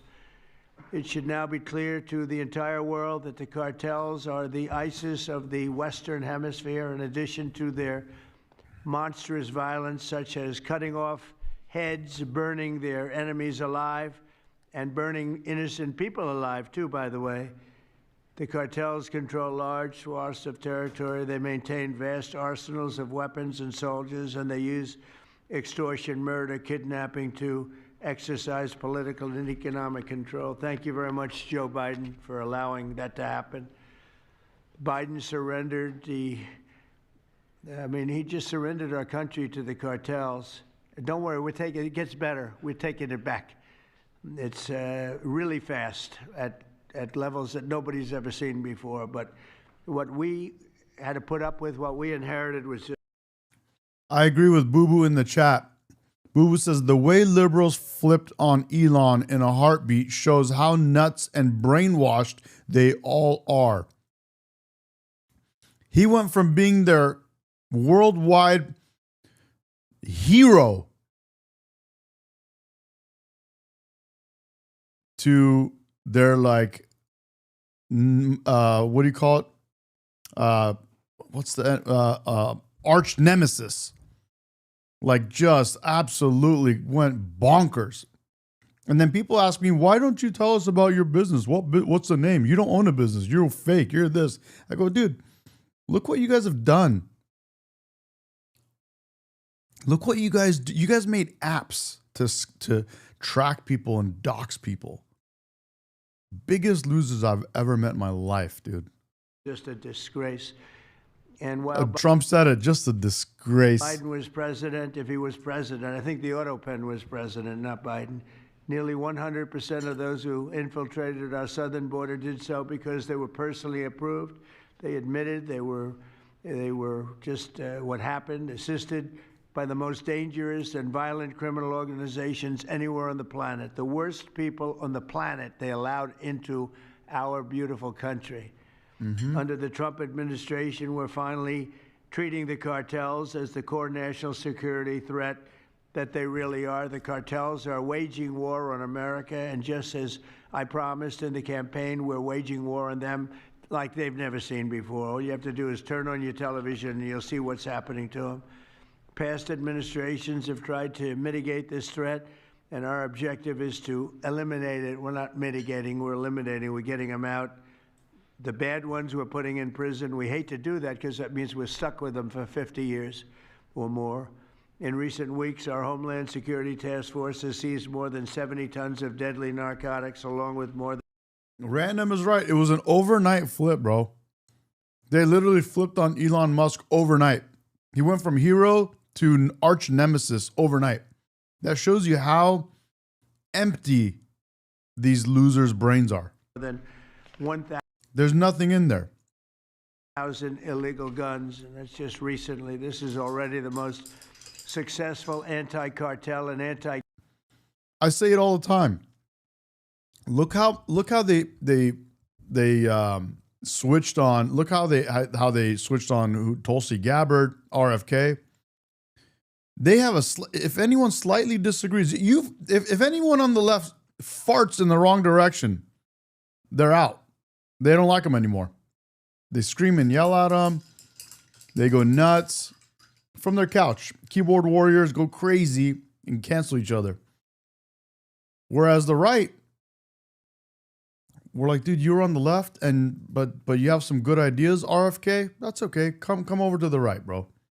Come on over, bro. We're accepting of you. But you have some good ideas. You have some things that could help us win big in a lot of ways and make America healthy again. Let's go. That's the right. The left are the ones that are tyrannical, elitist, kings. There's leaders that run everything, and everyone else, they're just pawns. They would rather have Joe Biden with a minor, little, tiny heartbeat and no brains to be in the office for another 4 years. Why? So the real leaders can run shit in the Democratic Party. A gang operation in American history, and it's just getting started. We have incredible people. A lot of them are in this room with us today, and it's an honor to have them. But we're going to not stop until the threat has been fully and completely eradicated. I want to thank task force members with us today, including a person who's doing a fantastic job, Attorney General Pam Bondi. Thank you, Pam. Thank you. Secretary of War Pete Hegseth. Sounds so much better than Secretary of Defense. I don't know. Do you guys agree? I love it. It sounds, you know, we won the First World War, the Second World War. I would say everything before and everything in between. And then we got woke and we said, well, let's call it defense. I think we like it this way better. You know, it's funny, that's something I thought it would be maybe controversial. She said it himself, and then we got woke and we called it defense. Get out of here, bro. And it's only controversial that we changed the name in the first place. It's not controversial at all. It's been unbelievably well accepted, Pete. Hasn't it, right? It's been pretty amazing. I thought it would be controversial. People want to have our country back. People want to do exactly what we're doing right now. We're getting a lot of credit for it, and we should. I want to thank, though, Pete. You're doing a great job. Pete Hegseth. Secretary of Homeland Security, Kristi Noem. Kristi, thank you very much. Director of... Going to the gym later, and Miss Medication made me a, what do you call it, water? Electrolyte water. Here we go. National Intelligence, Tulsi Gabbard. Tulsi, good job. And the heads of all of the law enforcement agencies all throughout the room. You're really amazing, the job you've done. To provide additional details on our mission, I would like also to ask General Bondi to say a few words, followed by Secretary Noem. Secretary 30 minutes straight in the sauna will make you sweat a lot. Hegseth, Director Gabbard, Homeland Security Advisor Stephen Miller. Stephen, you're such a superstar, Stephen. They call Stephen Miller, guys. He's incredible. I know you guys love Stephen Miller. Love it. Love it. Stephen the other day, a very bad name, and I said, you should sue them, Stephen. I think he will. I hope he does. FBI Director Kash Patel and Deputy Attorney General Todd Blanche. And I just want to say it's an honor, the job we're doing. And I honestly want to see Stephen Miller in the White House, dude. How badass would it be to have Stephen Miller as our president? Guys, are you on board or what? And these people are doing absolutely incredible. I'll just add a couple of things. In Memphis, as you know, where the numbers are down in half already, and it's only been about 2 weeks. You're doing a fantastic job there. Thank you.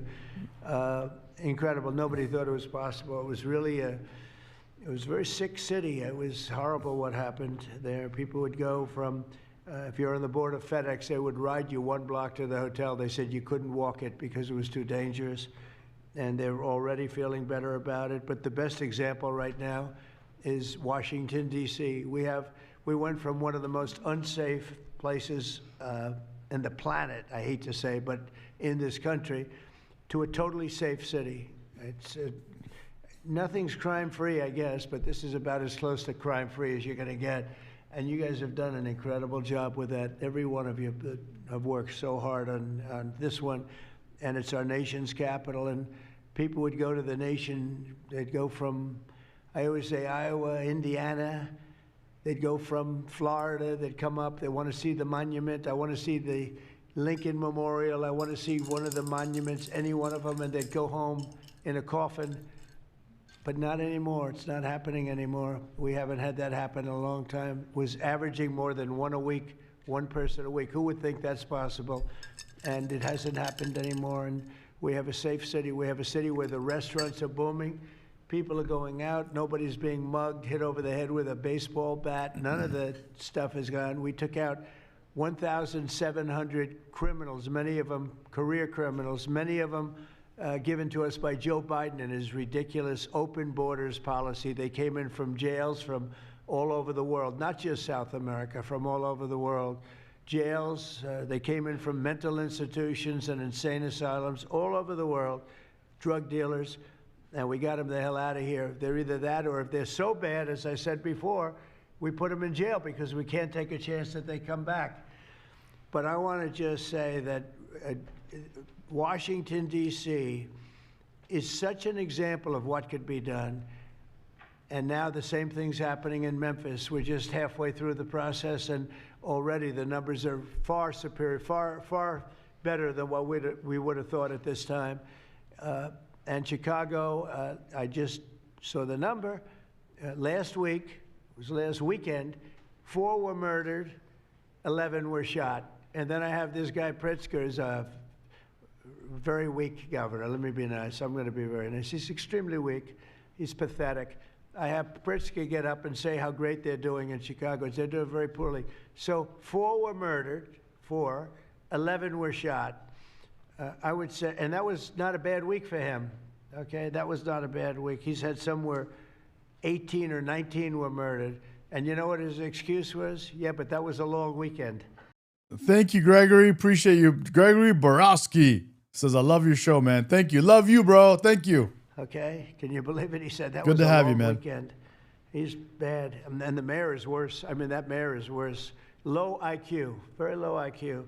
And we don't need low IQ people. We need people that are going to take care. And I love Chicago, and I love those beautiful women.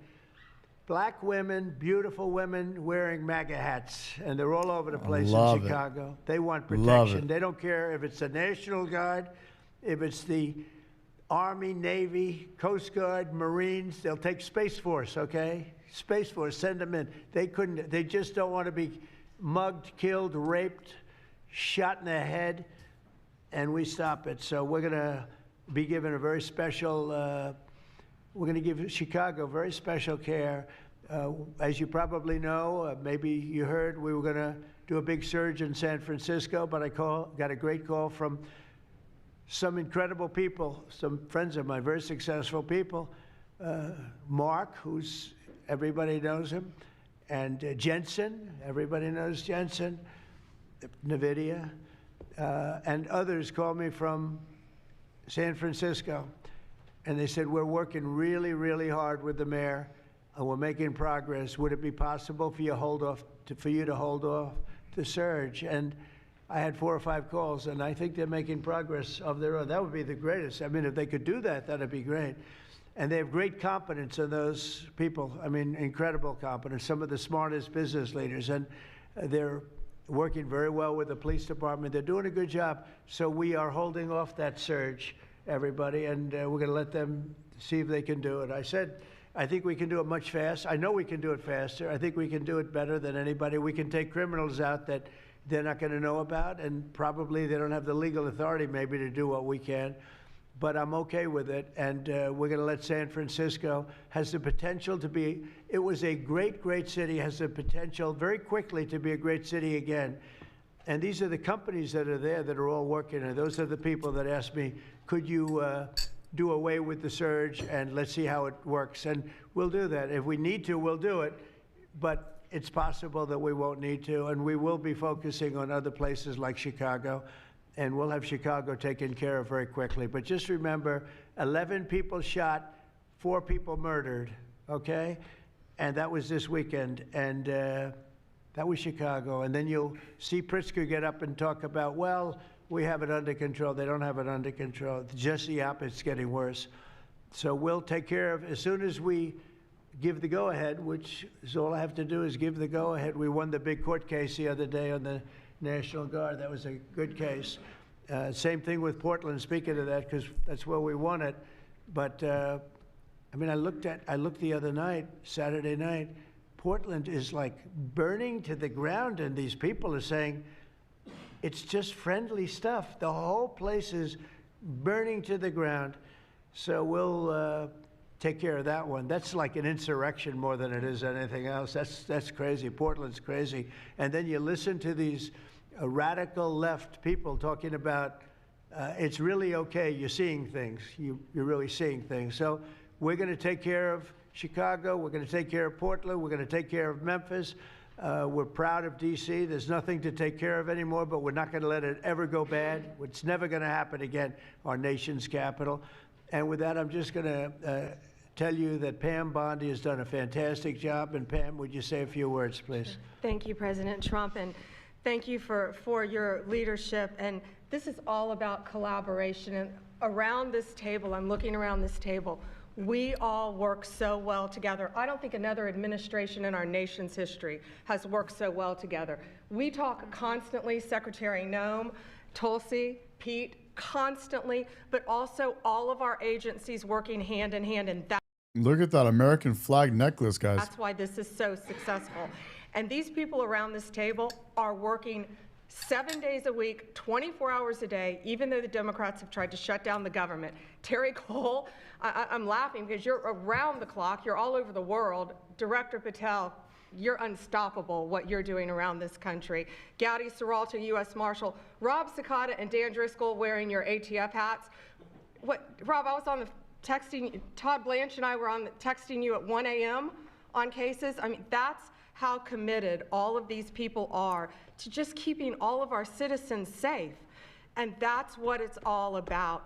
And this project is the brainchild of Stephen Miller. And you are doing so much to keep our citizens safe, our kids safe, and get these drugs off our streets. Like the mayor of San Francisco and I are going to be meeting on fentanyl in a few weeks and working hand in hand on that. Secretary Noem spoke to him. But the results of this last month have been historic. As the president said, in the last month, think about this, 3,200, more than 3,200. W. Edna Espinoza. Yeah, it is nice. I like it a lot too. Oh, and Lauren has lost it in the chat. She is a Trump hater and she is a beta. You are a Trump hater and you're a beta male. Lauren, Satan is your daddy, woman. Satan is your daddy, woman. Violent gangs and drug dealers have been taken off the streets. Off the streets. Now, Director Patel and all of these agencies have also been working so hard on getting the leadership. But we are getting all the gang members off the streets and the drug dealers, Sinaloa, CJNG, MS-13, and more, TDA. 91.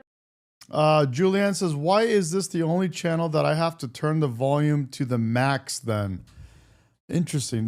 Is it really that? Is my total volume that low? Tons of drugs. Is my, hold on, let me see if I can correct that. Can I? Have been seized as a result of this, Is this task better? force. We tried to put this in perspective. Julianne, for you. is this better? This would be filling 4 18-wheelers. 4. All the drugs just in the last month that have been taken off the street. 58,000 kilos of cocaine. Think about a big backyard swimming pool. That would fill 1.5 swimming pools. Just the powder cocaine that has been removed, saving lives this Damn, 1.5. You said 1.5 or 2.5 swimming last pools? month. Thanks to all of these people. 91 tons of drugs have been seized as a result of 99 million, says one of my favorite channels. Thank you so much. this task force. We tried to put this in Thank you, Jody. perspective for you. This would be filling 4 18-wheelers. 4. All the drugs just in the last month that have been taken off the streets. 58,000 kilos of cocaine. Kev Dog says, bro, I think MAGA said they want to take away our medicinal marijuana. Yeah, so they can make it recreational for you, bro. Think about a big backyard swimming pool. That would fill 1.5 swimming pools. Just the powder cocaine that has been removed saving lives this last month, thanks to all of these people around the table. 2,300 kilos of fentanyl powder and 2.1 million fentanyl pills off the streets. And as the president said, more than 1,000 illegal guns. The Biden administration was, for way too long, all of these great law enforcement officers.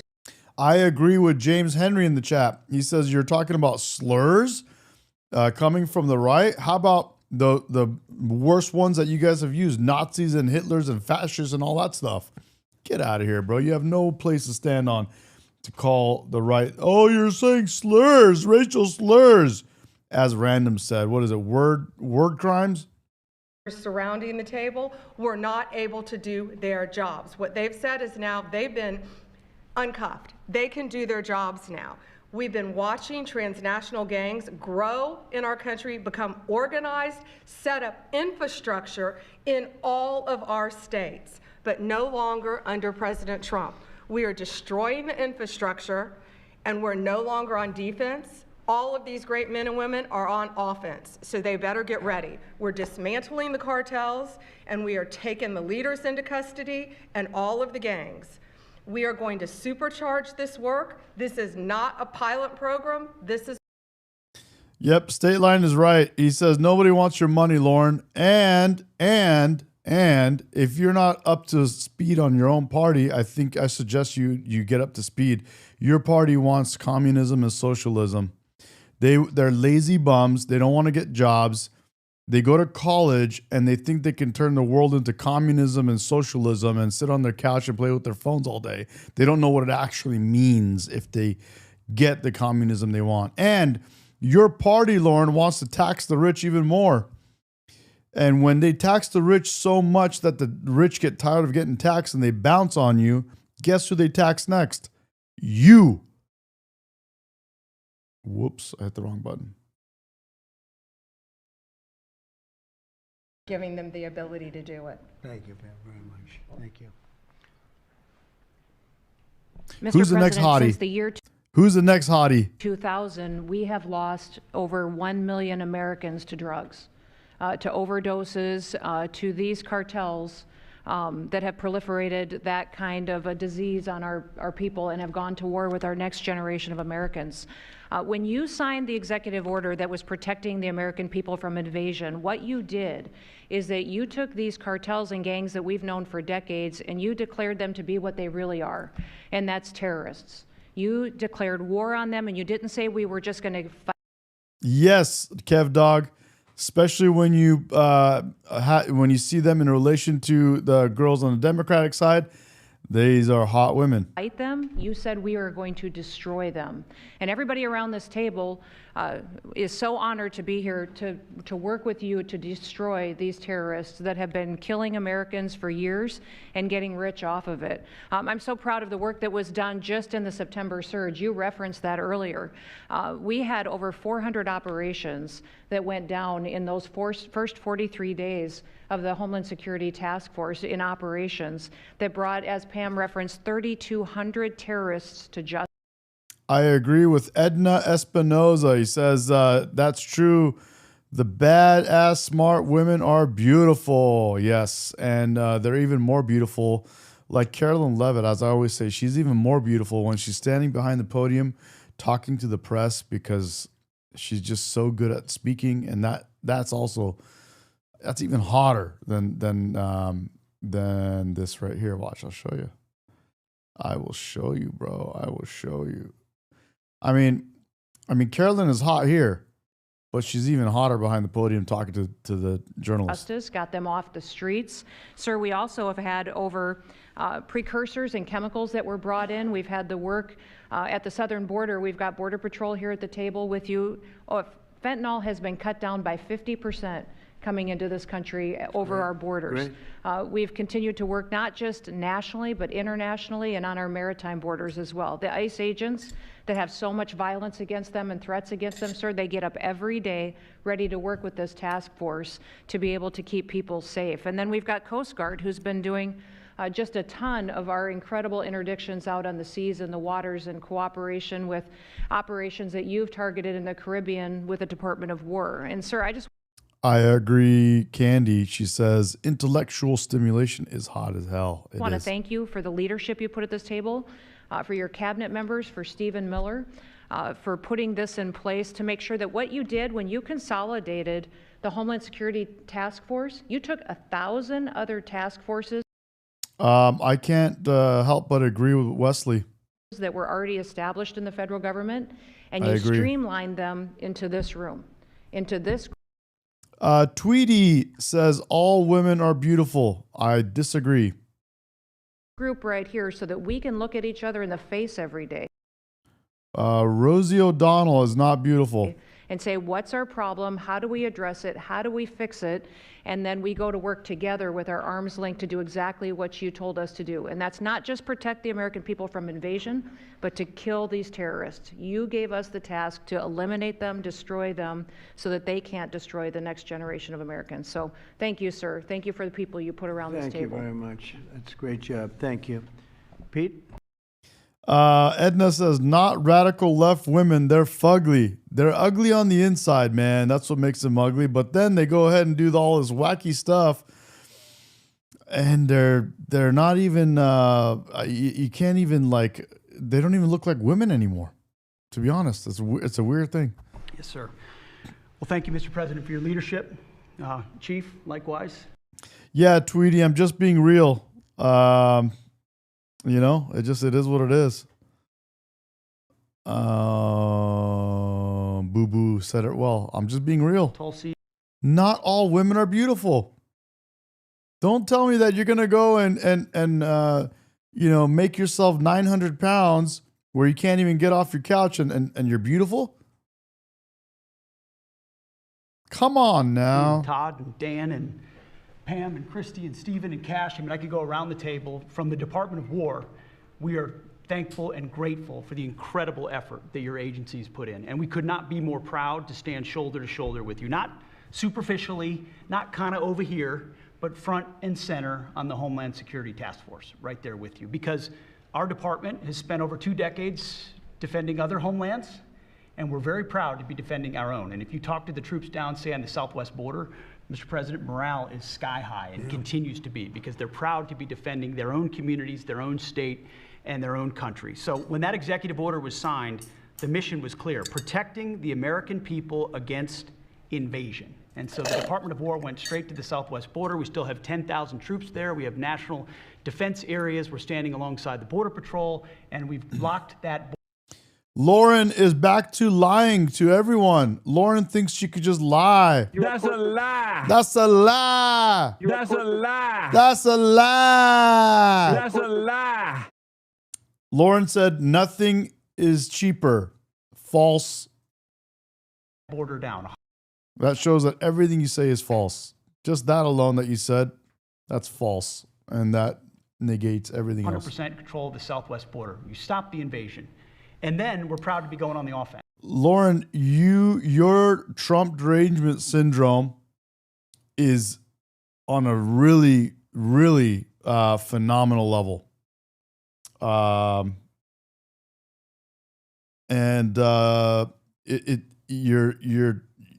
It just shows you're a complete loser. You are a total loser to come out here and spend your time to type words that you know are false. Like nothing is cheaper. That's a lie, and you know it. And because of that, you are a loser. You have lost.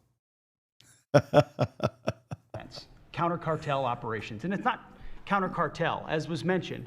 These are designated terrorist organizations, foreign terrorist organizations. Our generation spent the better part of 2 decades hunting Al Qaeda. Kev Dog, you have a TDS early stages. Yeah, I think you're right, early stage. And some people in the chat are starting to get MDS, bro. Hunting ISIS. Well, as the president said, this is the ISIS. I'll take it as a compliment. This is the Al-Qaeda of the Western Hemisphere. They intimidate, they terrorize, they extort, they poison the American people. The president's right. Every boat we strike is 25,000 Americans whose lives are saved because of the drugs that were headed in our direction. So our message to these foreign terrorist organizations is we will love you, Ange. Thank treat you like we have treated Al-Qaeda. We will find you, we will map your networks, we will hunt you down, and we will kill you. And you've seen that evidence in the maritime domain, whether it's in the Caribbean or in the Pacific with the last 2 strikes. We know exactly who these people are. We know what networks they work with, what foreign terrorist organizations they're a part of. We know where they're going, where they originated from, what they're carrying. And they know we know. And that will soon start to change the calculus of these boats. So the critique of this is, of course, as often is the case, wrong. We know our authorities. It's locked tight. And we're going to treat them like foreign terrorist organizations on the offense. So the Department of War is not going to yes, Chicken. I'm from Orange County, buddy. Good to have you back, man. I think you're in like Garden Grove or somewhere. I can't remember. But good to have you back, dude. Hell yeah. Yeah, bro. These lefties, they just lose it and they can't help themselves. It's fun to watch. Grade or just simply arrest. We're going to defeat and destroy these terrorist organizations to defend the homeland on behalf of the American people, making the jobs of law enforcement safer in the process, making the communities of Americans safer in the process. We think it's a very core mission of the Department of War, and we're proud to be here, Mr. President. Thank you very much, Pete. Thank you. Tulsi, please. Yes, thank you, Mr. President. The key reason that you are... Satan is your daddy, woman. That's for Lauren. Satan is your daddy, woman. Oh, here's another girl. Hearing about these incredible effects is number... Here's another woman. Here's another person that the left kicked to the curb. And guess where she ended up? In the open arms of the right. Because the right is open. It's not a cult. It's open-minded, accepting. Number one, the team that you've assembled here and the leadership and the tone that Exactly, Ange, in the right spot. you have set. First and Yes, she is amazing. We love her, bro. foremost about keeping the American people safe. The intelligence community plays a critical role in being able to support our law enforcement at the federal, state, and local level to Cameraman failed with his focus. make sure that they're armed with actionable intelligence to be able to actually go after those who threaten the safety and security of the American people. Mr. President, under your leadership, for the first time, there is a newly created National Intelligence Fusion Cell at the Office of the Director of National Intelligence, National Counterterrorism, that has a very simple purpose: to make sure that we have two-way intelligence sharing of actionable information between the intelligence community and law enforcement. I want to talk briefly about 3 successes that we've had just here in the last few weeks, Mr. President, through the success of this And Matthew's right. He says probably a Dem running the camera. Yeah, he's a beta Dem, bro. He's running that camera. It's totally screwed up on focus. You see how the girl sitting to the right, Susie, is in focus, and Pete Hegseth is in focus. Yeah, he totally jacked up. agency fusion cell. Just this last week, our National Counterterrorism Center supported through actionable intelligence to both U.S. law enforcement as well as Mexican law enforcement the arrest of a Sinaloa cartel boss, El Plato, in Juarez, Mexico, as well as his top 3 money launderers. In a separate and recent successful interagency operation, NCTC worked closely with the U.S. Marshals Service that led to the arrest of another dangerous Sinaloa cartel member responsible for tracking a huge amounts of cocaine and hundreds of thousands of dollars in this single incident with drug proceeds through his network. Let's check on Lauren's TDS. Lauren, are you glad that Trump was able to get the hostages back finally? It's the thing that you guys were saying, free Palestine and all that stuff. And are you glad that Are you glad that Trump got the hostages back? I'll say the last example I'll share is probably the most insidious, was providing intelligence. Do you give Trump that credit? intelligence to the Mexican law enforcement that led to the arrest of a CJNG cartel-affiliated baby trafficker called La Diabla. Her whole money-making operation was centered around luring pregnant women, performing illegal C-sections, harvesting organs, and selling newborn babies. Mr. President, it's your leadership that has made all of this possible. I can tell you, in the midst of this government shutdown, our folks, like everyone around this table, are working 24/7 without pay and eager to get after this because they believe in your leadership and the mission that you have presented to them.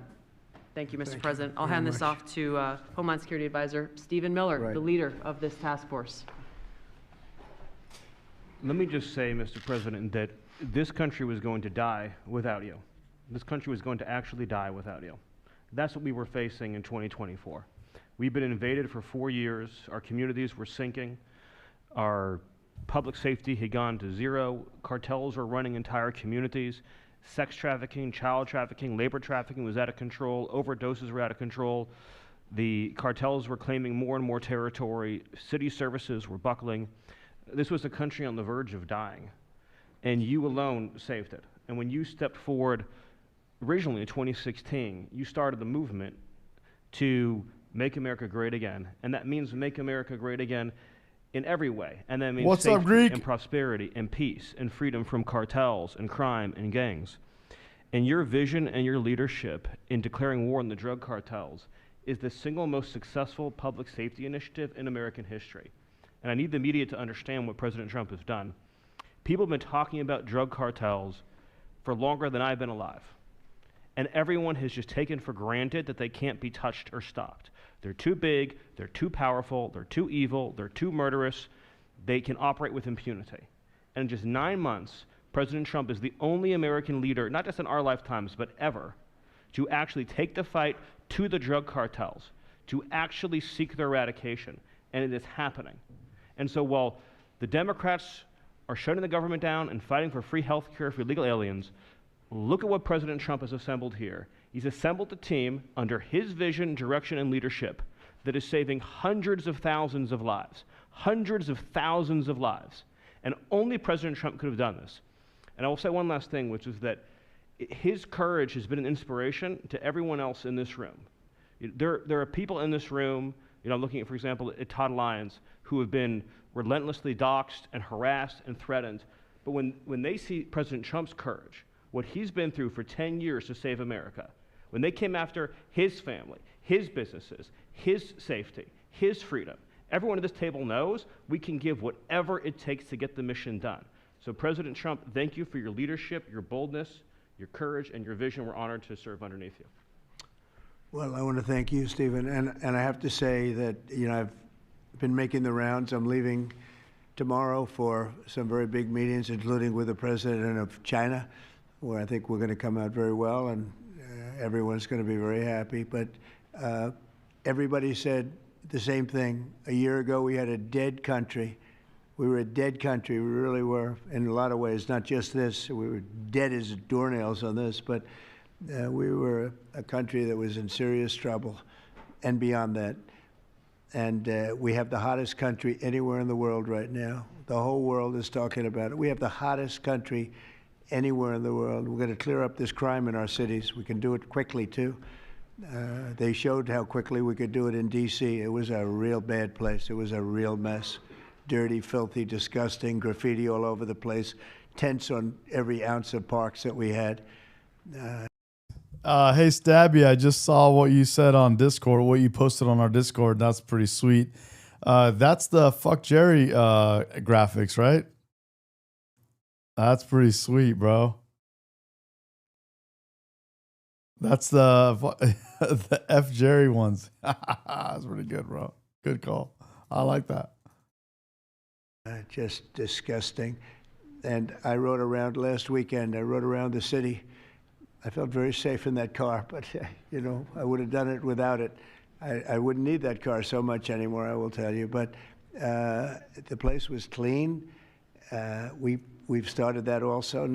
It is called Jazz Decal, but you know what I'm talking about, right? Not only law and order, but the cleanliness is important. I think cleanliness is almost a part of law and order. If you see dirty, disgusting streets and potholes all over the place and railings falling down and graffiti all over the marble, beautiful statuary marble columns, those gorgeous columns where they had graffiti. It's all gone.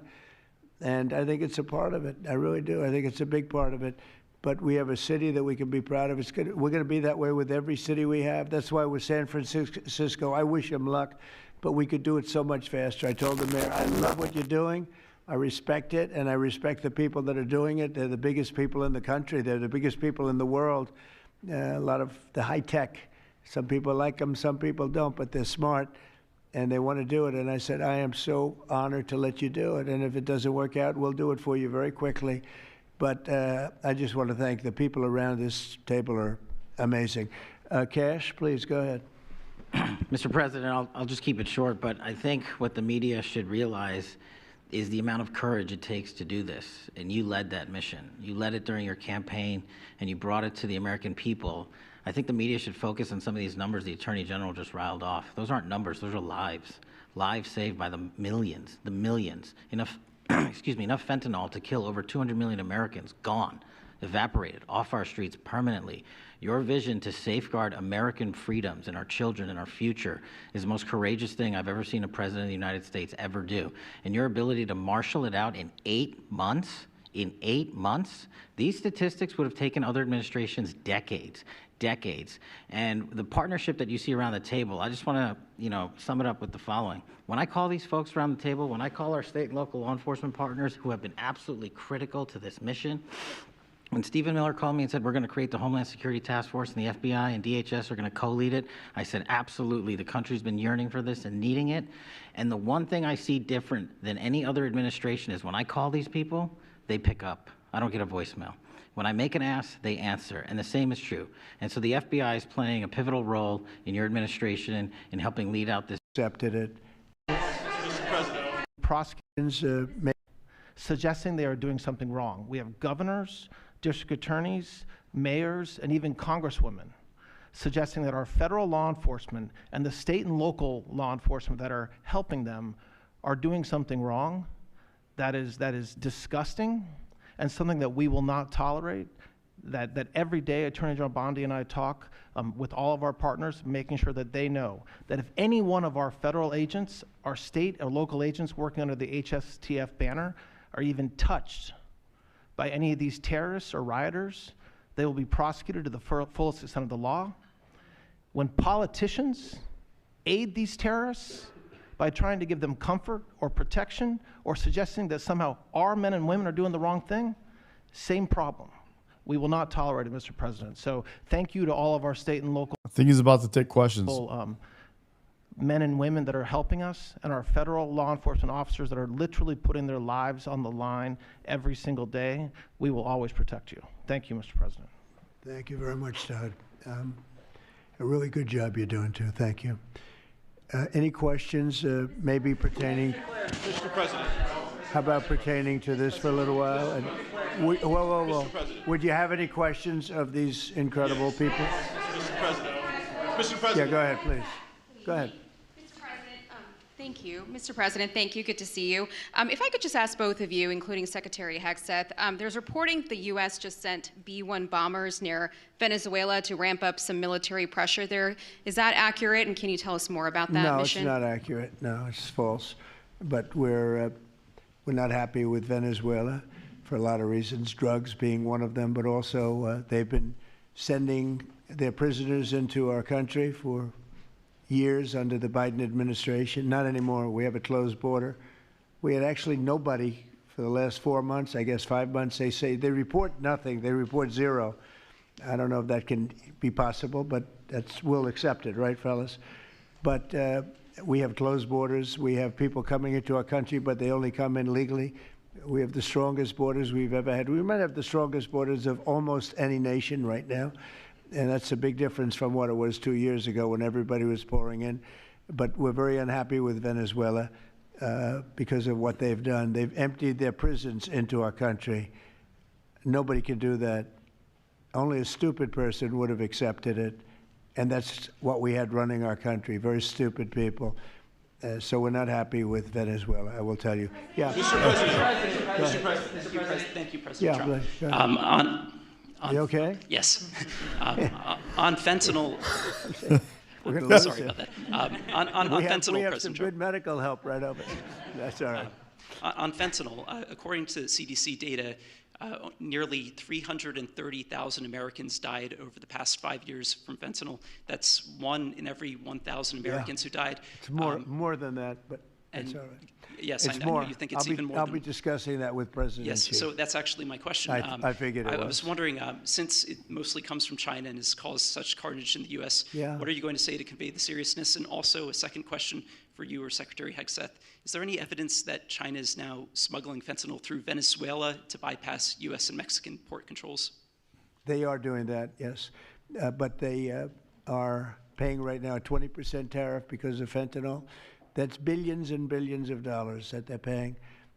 We're actually, on November 1st, the tariff on China goes to 157%, which is record-setting territory. And we don't want that because it's not sustainable for them. They can't sustain that. We don't want them to have to go through that. So I'm meeting with President Xi, and I would say we have some big issues, like with the farmers and various other things. But the first question I'm going to be asking him about is fentanyl. And if you think about it, they make $100 million. Think of this. They make $100 million selling fentanyl into our country, $100 million. They lose $100 billion with the 20% tariff. So it's not a good business proposition. It's $100 billion approximately that they have to pay. It's a big penalty to make $100 million. So I think they want to do something. They want to put it on the list. It's on the list. It's one of the things we're talking about, and I'm putting it right at the front of the list. So they pay a very big penalty for doing that, and I don't think they want to be doing it. And we'll see what happens at the end of next week, because I'll be meeting next week, as you know, along with we're stopping in Malaysia, we're stopping in South Korea, we're stopping in Japan. I'm meeting with President Xi actually in South Korea. So it'll be the first thing on the list. Yeah, please. Yes, Mr. President. On the drug boats, sir, has there been any discussion about capturing one so that you can show the amount of narcotics? We know everything about them. Yeah, Jennifer. We know everything about them. We know where they're coming from, who they're coming with, generally who's in the boat. I'll let Pete discuss it a little bit, but they have incredible intelligence. And, you know, usually when you see 5 engines, I've never even seen that before, but when you see 5 engines on a boat going about 65 miles an hour, loaded up with white powder in silver cases, generally speaking, that's not a good sign. They're not going fishing, right? And you don't see any fishing rods, right? So, Pete, I'll let you discuss that a little bit, please. Well, yes, sir. Likewise, generally you don't see fishing in submarines either, sir. So the U.S. military, as I mentioned, nobody better in the world at mapping networks, identifying who's connected to who inside terrorist organizations. It's just the media is used to hearing that when it pertains to Afghanistan and Iraq and ISIS and Al-Qaeda. But if you reframe how you understand the world in our own hemisphere, that's exactly what these foreign terrorist organizations are. And so we will track them, we will map them, we will network them, and we will hunt them and kill them because they're trying to and they are killing and poisoning the American people. And inside that, we have all the license necessary, all the authorities necessary to take these kinetic strikes, and we'll continue to take them.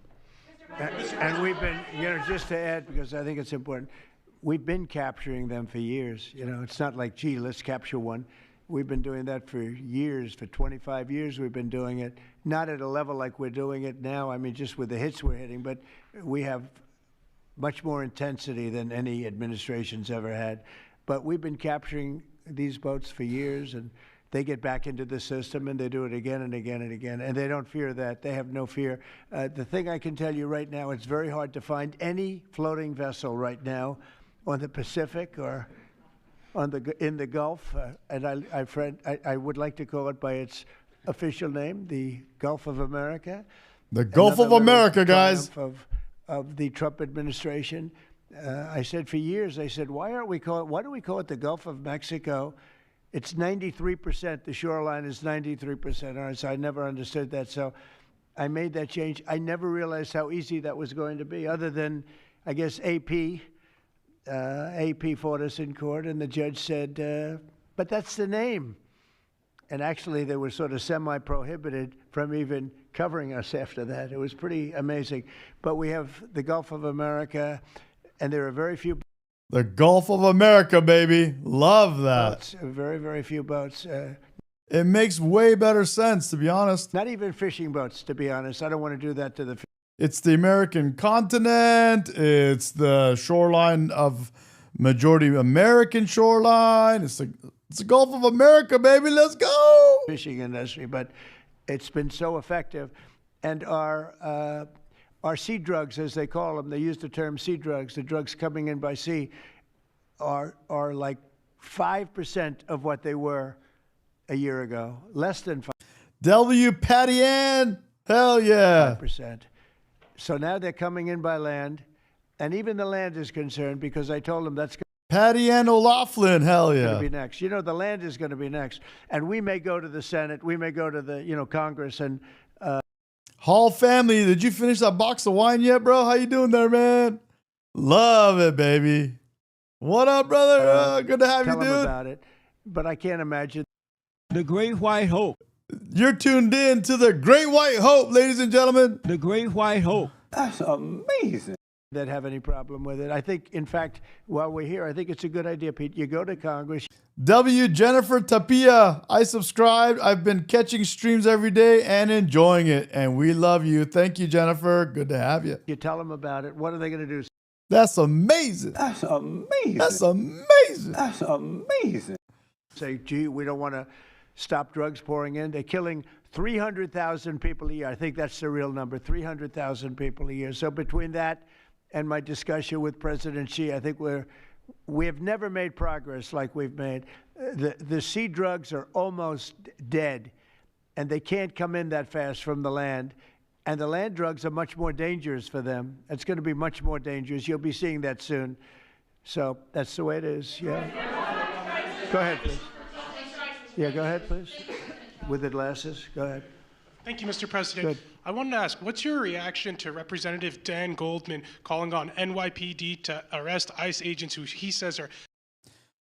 What's Tweety saying? Open the government back. You have the power. That would be amazing. The Democrats are the ones not voting. Yeah, that's right. acting illegally. He says they are illegally assaulting people and illegally detaining people at immigration courts in New York. Well, you know, I know Dan, and Dan's a loser. You understand? Damn. I know Dan, and Dan's a loser. Woo! Tweety says, open up the government. Yeah, tell your Democratic leaders to open up the government. They're holding the government hostage. They are holding Americans' paychecks hostage because they're in love with illegal immigrants. They're in love with criminals, illegal immigrants. They hate you, but they love illegal immigrants. Why? Because they figure they already got your vote. They want to get illegal immigrant votes. Doesn't have what it takes. He's been trying so hard, and they're exhausted. I mean, it's so ridiculous, right? A suggestion like that. So, you know, they're just trying so hard. They already know they got your votes. They already brainwashed and indoctrinated you. You're already captured. They don't need you no more. They want the illegals. They want their votes now. And it's not working. They've even now started imitating me, of all people. They want to imitate me. And they start using foul language, but they use too much of it. Hall family says he is 3/4 of a box of wine, American wine, into this live chat. Woo-hoo-hoo-hoo! Damn, bro. Someone's warmed up. Someone's chilling, dude. And he says, who is going to feed my cows tonight? I love it, dude. You can't use the F word 7 times in one sentence. It doesn't work. It might work once every 7 news conferences, but you can't do it. You can't do it 7 times in one. Tweety, in that context, you spelled there wrong. It's THEY''RE. One sentence. So I don't know. They're really they're in big trouble. I didn't vote. They're both corrupt. No, The Democrats are the ones that are not voting to open up the government. You got to get your shit straight, bro. Come on. It's all over everywhere. Everyone can tell. Even CNN says it. Double that party. Go ahead. Mr. President. Some alleged smugglers have survived some of these recent strikes and been sent back to their home country. If they're terrorists, why not just arrest and detain them? Go ahead. 2 points on that. First, when I served in Iraq in 2005 and 2006, we used to, in sort of a gallows humor way, talk about the Iraqi catch and release program, the reality that we would catch a lot of people, hand them over, and then they would be recycled back through and we'd have to recapture them or attack them again. And that's why changing the dynamic and actually taking kinetic strikes on these boats ought change the psychology of these foreign terrorist organizations. To those two that survived the shot on the semi-submersible, think again, compared to Iraq and Afghanistan, the vast majority of people that we captured on the battlefield, we handed over to the home country. Did we always like how it shaped out? Sometimes we did, sometimes we did not. But 99% would go to the Afghan authorities or the Iraqi authorities. So in this case, those two, they were treated by American medics and handed immediately over to their countries where they came from, hopefully to face prosecution, which is a very standard way of handling something like this. And you'll do that with future survivors, anyone else who survived? We've got protocol of how we'll handle it. Mr. President. Not that guy. He's so hopeless. Go ahead. Go ahead. Yesterday, there was a vote at the Knesset on annexing the West Bank. Do you see it as a challenge to your peace efforts? Dude just spamming the chat with paragraphs. He's like, I don't know, getting chat GPT shit and posting in our chat, bro. Get out of here with that, bro. Could you say that louder, please? Yes, yesterday there was a vote at the Knesset in Israel on annexing the West Bank. Do you see it as a challenge to your peace efforts? Will you answer that, please? Because I cannot understand the words you're saying. Where are you from? Where are you from? You're from France. Beautiful accent, but we can't understand what you're saying. Huh? She said a vote at the Knesset on the West Bank. The West Bank is, don't worry about the West Bank. Israel's not going to do anything with the West Bank, okay? Don't worry about it. Is that your question? They're not going to do anything with the West Bank. Don't worry about it. Israel's doing very well. They're not going to do anything with it. Yeah, please, go ahead. Thank you, President Trump. Are there any safeguards in place to protect Americans from fentanyl and cartels when you leave office in 2028? Any protocols that could be put in place in case a future administration comes in that wants? I'm going to go back to this question, but Tweety keeps thinking that Trump has the power to open the government, but he doesn't. It's not him. It's the Democrats that are needed to vote to open the government. Open borders. And I also have a question for the Secretary of War. Going to do anything with the West Bank, okay? Don't worry about it. Is that your question? They're not Don't worry about going it. to do anything with the West Bank. Don't worry about it. Don't worry about it. Israel's doing very well. They're not going to do anything with it. Yeah, please, go ahead. President Trump. Are there any safeguards in place to protect Americans from fentanyl and cartels when you leave office in 2028? Any protocols that could be put in place in case a future administration comes in that wants open borders? And I also have a question for the Secretary of War as well after your answer. Well, the if that's biggest okay. thing we can do is make sure they don't come in, because open borders, they would destroy. It's amazing that our country is even surviving with what we went through, coming in by the millions and coming in from the wrong places. You know, I know all these people that run these countries, and they're smart. They're very street smart, and they're not sending their best, you know. They're not sending, they're taking them out of their prisons and their mental institutions, as I say over and over again. They're the drug dealers. They're the drug addicts. They're people that don't work. I mean, the best of them are people that don't work. They don't work. They're on welfare, their form of welfare, which is tiny. You know what their form of welfare? They give you a piece of paper. But they want people that work. They don't let those people come out because they want those people. You know, they cherish those people. Those are the people that make their country run. They give us all of the people that don't work and are murderers. 11,843 murderers came in. We already have enough people that don't want to work. They're called lefties. They don't want to work. They think that if they tax the rich enough, they can not have to work and not have responsibility. It's called entitlement without responsibility. They want 100% entitlement, 0% responsibility. We already have them. We don't need any more. 11,800. Many of them committed, more than 50% committed more than one murder. Now, why do we want them? Why would Biden and that group of thugs that he had working for him, why would they accept these people? Why Thank would you, he Patty accept? Ann. Nobody understands it. You know, they say maybe they wanted the vote, but I did great with the Hispanic vote, but these are people from all over the world. Why would they do it? So one question, no matter what I do, I can't, you always like to know the opponent. You have an opponent. What are they getting at? And usually you can. Why would they allow 20 million, maybe 25 million people into this country, almost all of which, but most of which should not have been allowed into our country? It's one of the great enigmas. What they've done to this country should never be forgotten. In history, should never, ever be forgotten. And now it looks like we're going to have a communist mayor in New York. That'll be a lot of fun. But remember this, they have to go through the White House. Yeah, please, go ahead. The founder of Binance. Can you explain why you chose to pardon him, and did it have anything to do with his involvement? I know that voice. That is Carolyn. She's hot, but she's from CNN. I'm sorry, that's Caitlin. Caitlin, sorry. This is Caitlin right here. That's Caitlin. She's hot, but she's from CNN. Let's hear what she has to say. Why would they allow 20 million country? It's never be for The founder of Binance. He has an involvement in Europe. The founder of Binance. Right here. The founder of Binance. Can you explain why you chose to pardon him, and did it have anything to do with his involvement in your Which one? family's? Who is that? The founder of Binance. He has an involvement in your own the family's recent crypto one, yes. business. I believe we're talking about the same person because I do pardon a lot of people. I don't know. He was recommended by a lot of people. A lot of people say that. Are you talking about the crypto person?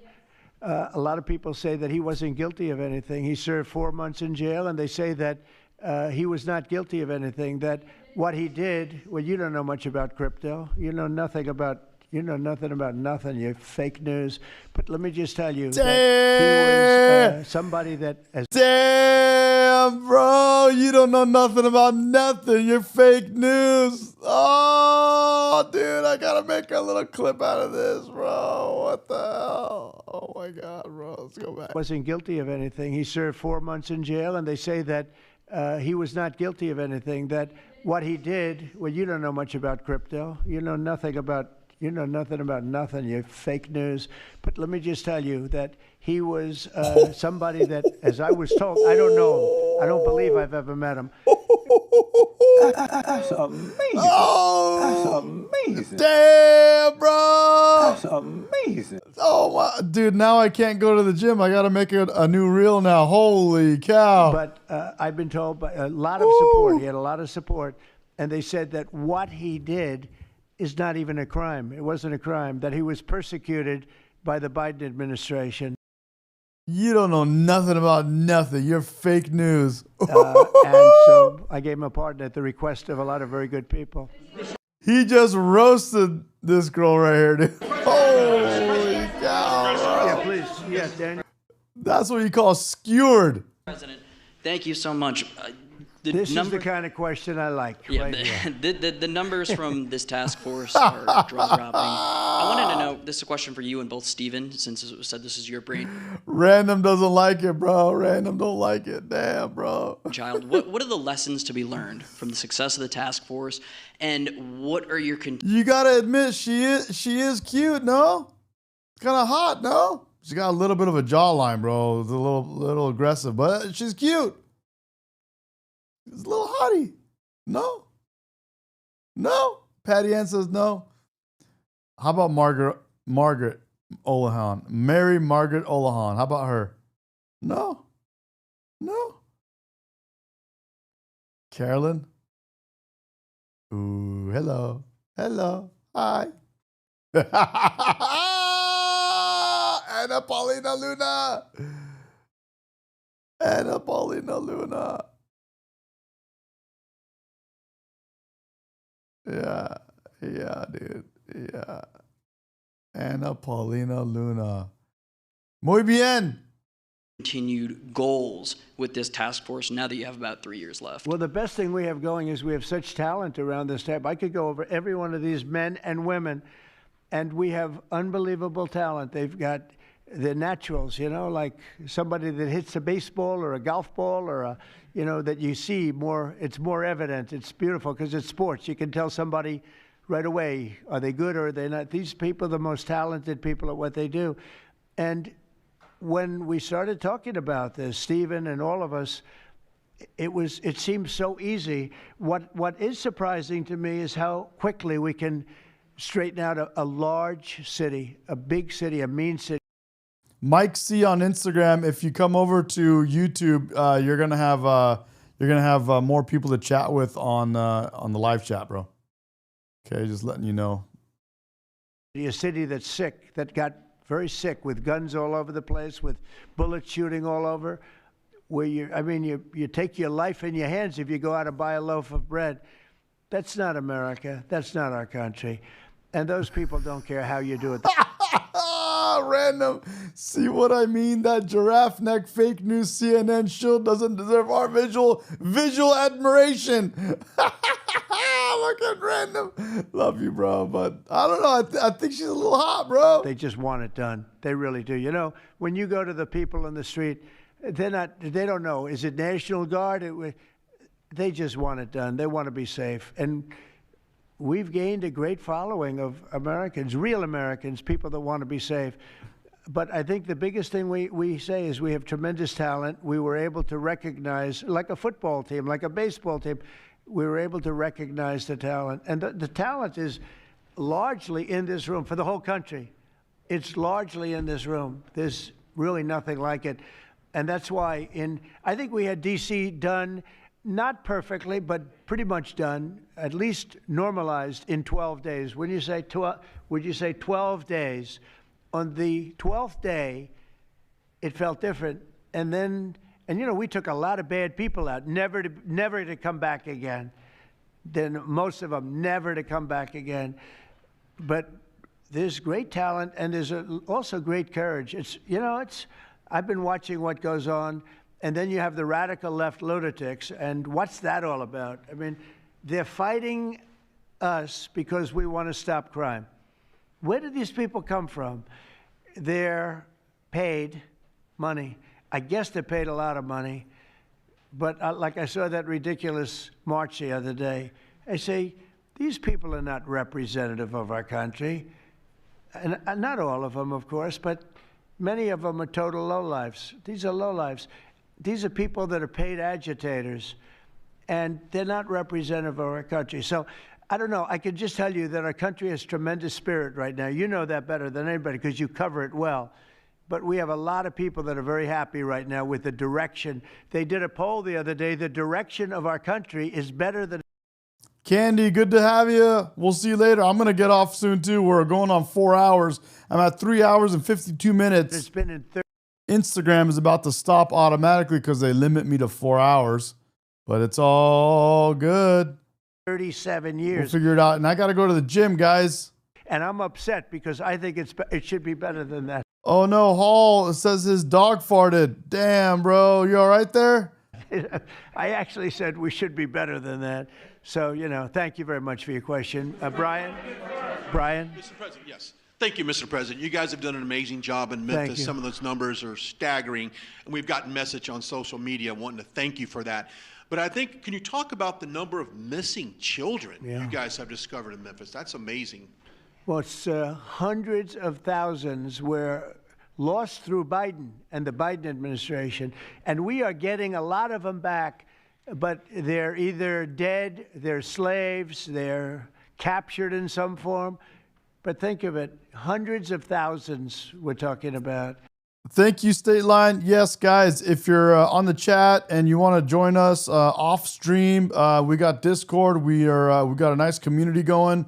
All of us are there, and we're sharing information, and we also share clips and things that I'll put on the live stream, and it's just a great place to get together. So feel free to jump on that.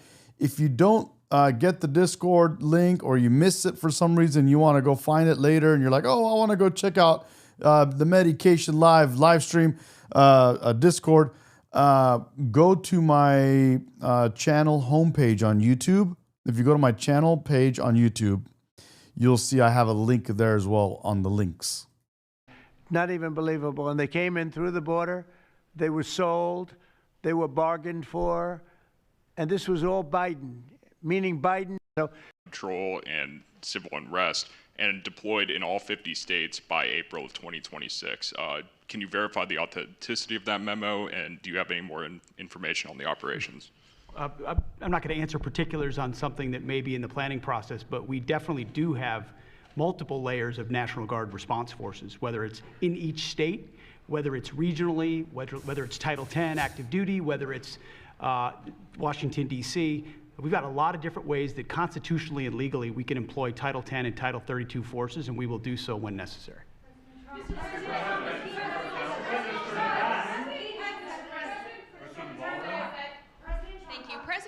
President Putin basically said today that Russia is immune from U.S. sanctions. He said that it would not impact the Russian economy in any serious way. Is he Good. wrong? I'm glad he feels that way. That's good. I'll let you know about it in 6 months from now. Okay. Let's see how it all works out. Yeah. Go ahead, please, Blue. One question about the task force, one about the shutdown. I'm Taylor Poplars with Spectrum News. The same day you established this task force back on January 20th was the same day you pardoned the January 6th defendants. Yeah, very proud of that. Yeah. Just last weekend, one of them was charged with allegedly threatening to kill House Minority Leader.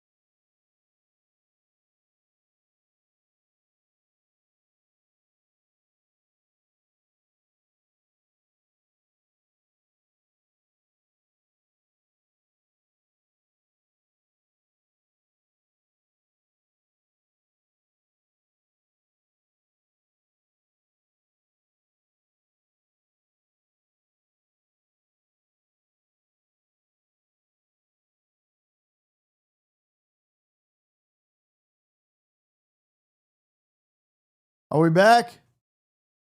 I think the wife. I said, this guy's sick. I think we're back. A sick guy. And we're back. For somebody like that. But I don't view that we're every back. Democrat would say that, because not every Democrat would say that. All right, guys, here's the deal. It's coming on 4 hours. It's right now 3:59 and 54 seconds. It's not a hard cutoff, but I do have a personal life and some businesses to run before I come back on live for this evening. Love you guys. Thank you for being with me. That was fun. We had some fun with some lefties in the chat. That was exciting. We laughed our asses off. We got some stuff going on here. Mr. X says, LOL. That's what happens when you use a 300 baud modem. LMAO. Yeah, bro. I mean, my AOL is not connecting right. I got to get my AOL fixed, bro. Anyway, guys, love you guys. And thank you for supporting me. We went up another 100 subscribers just in this stream. Pretty sweet.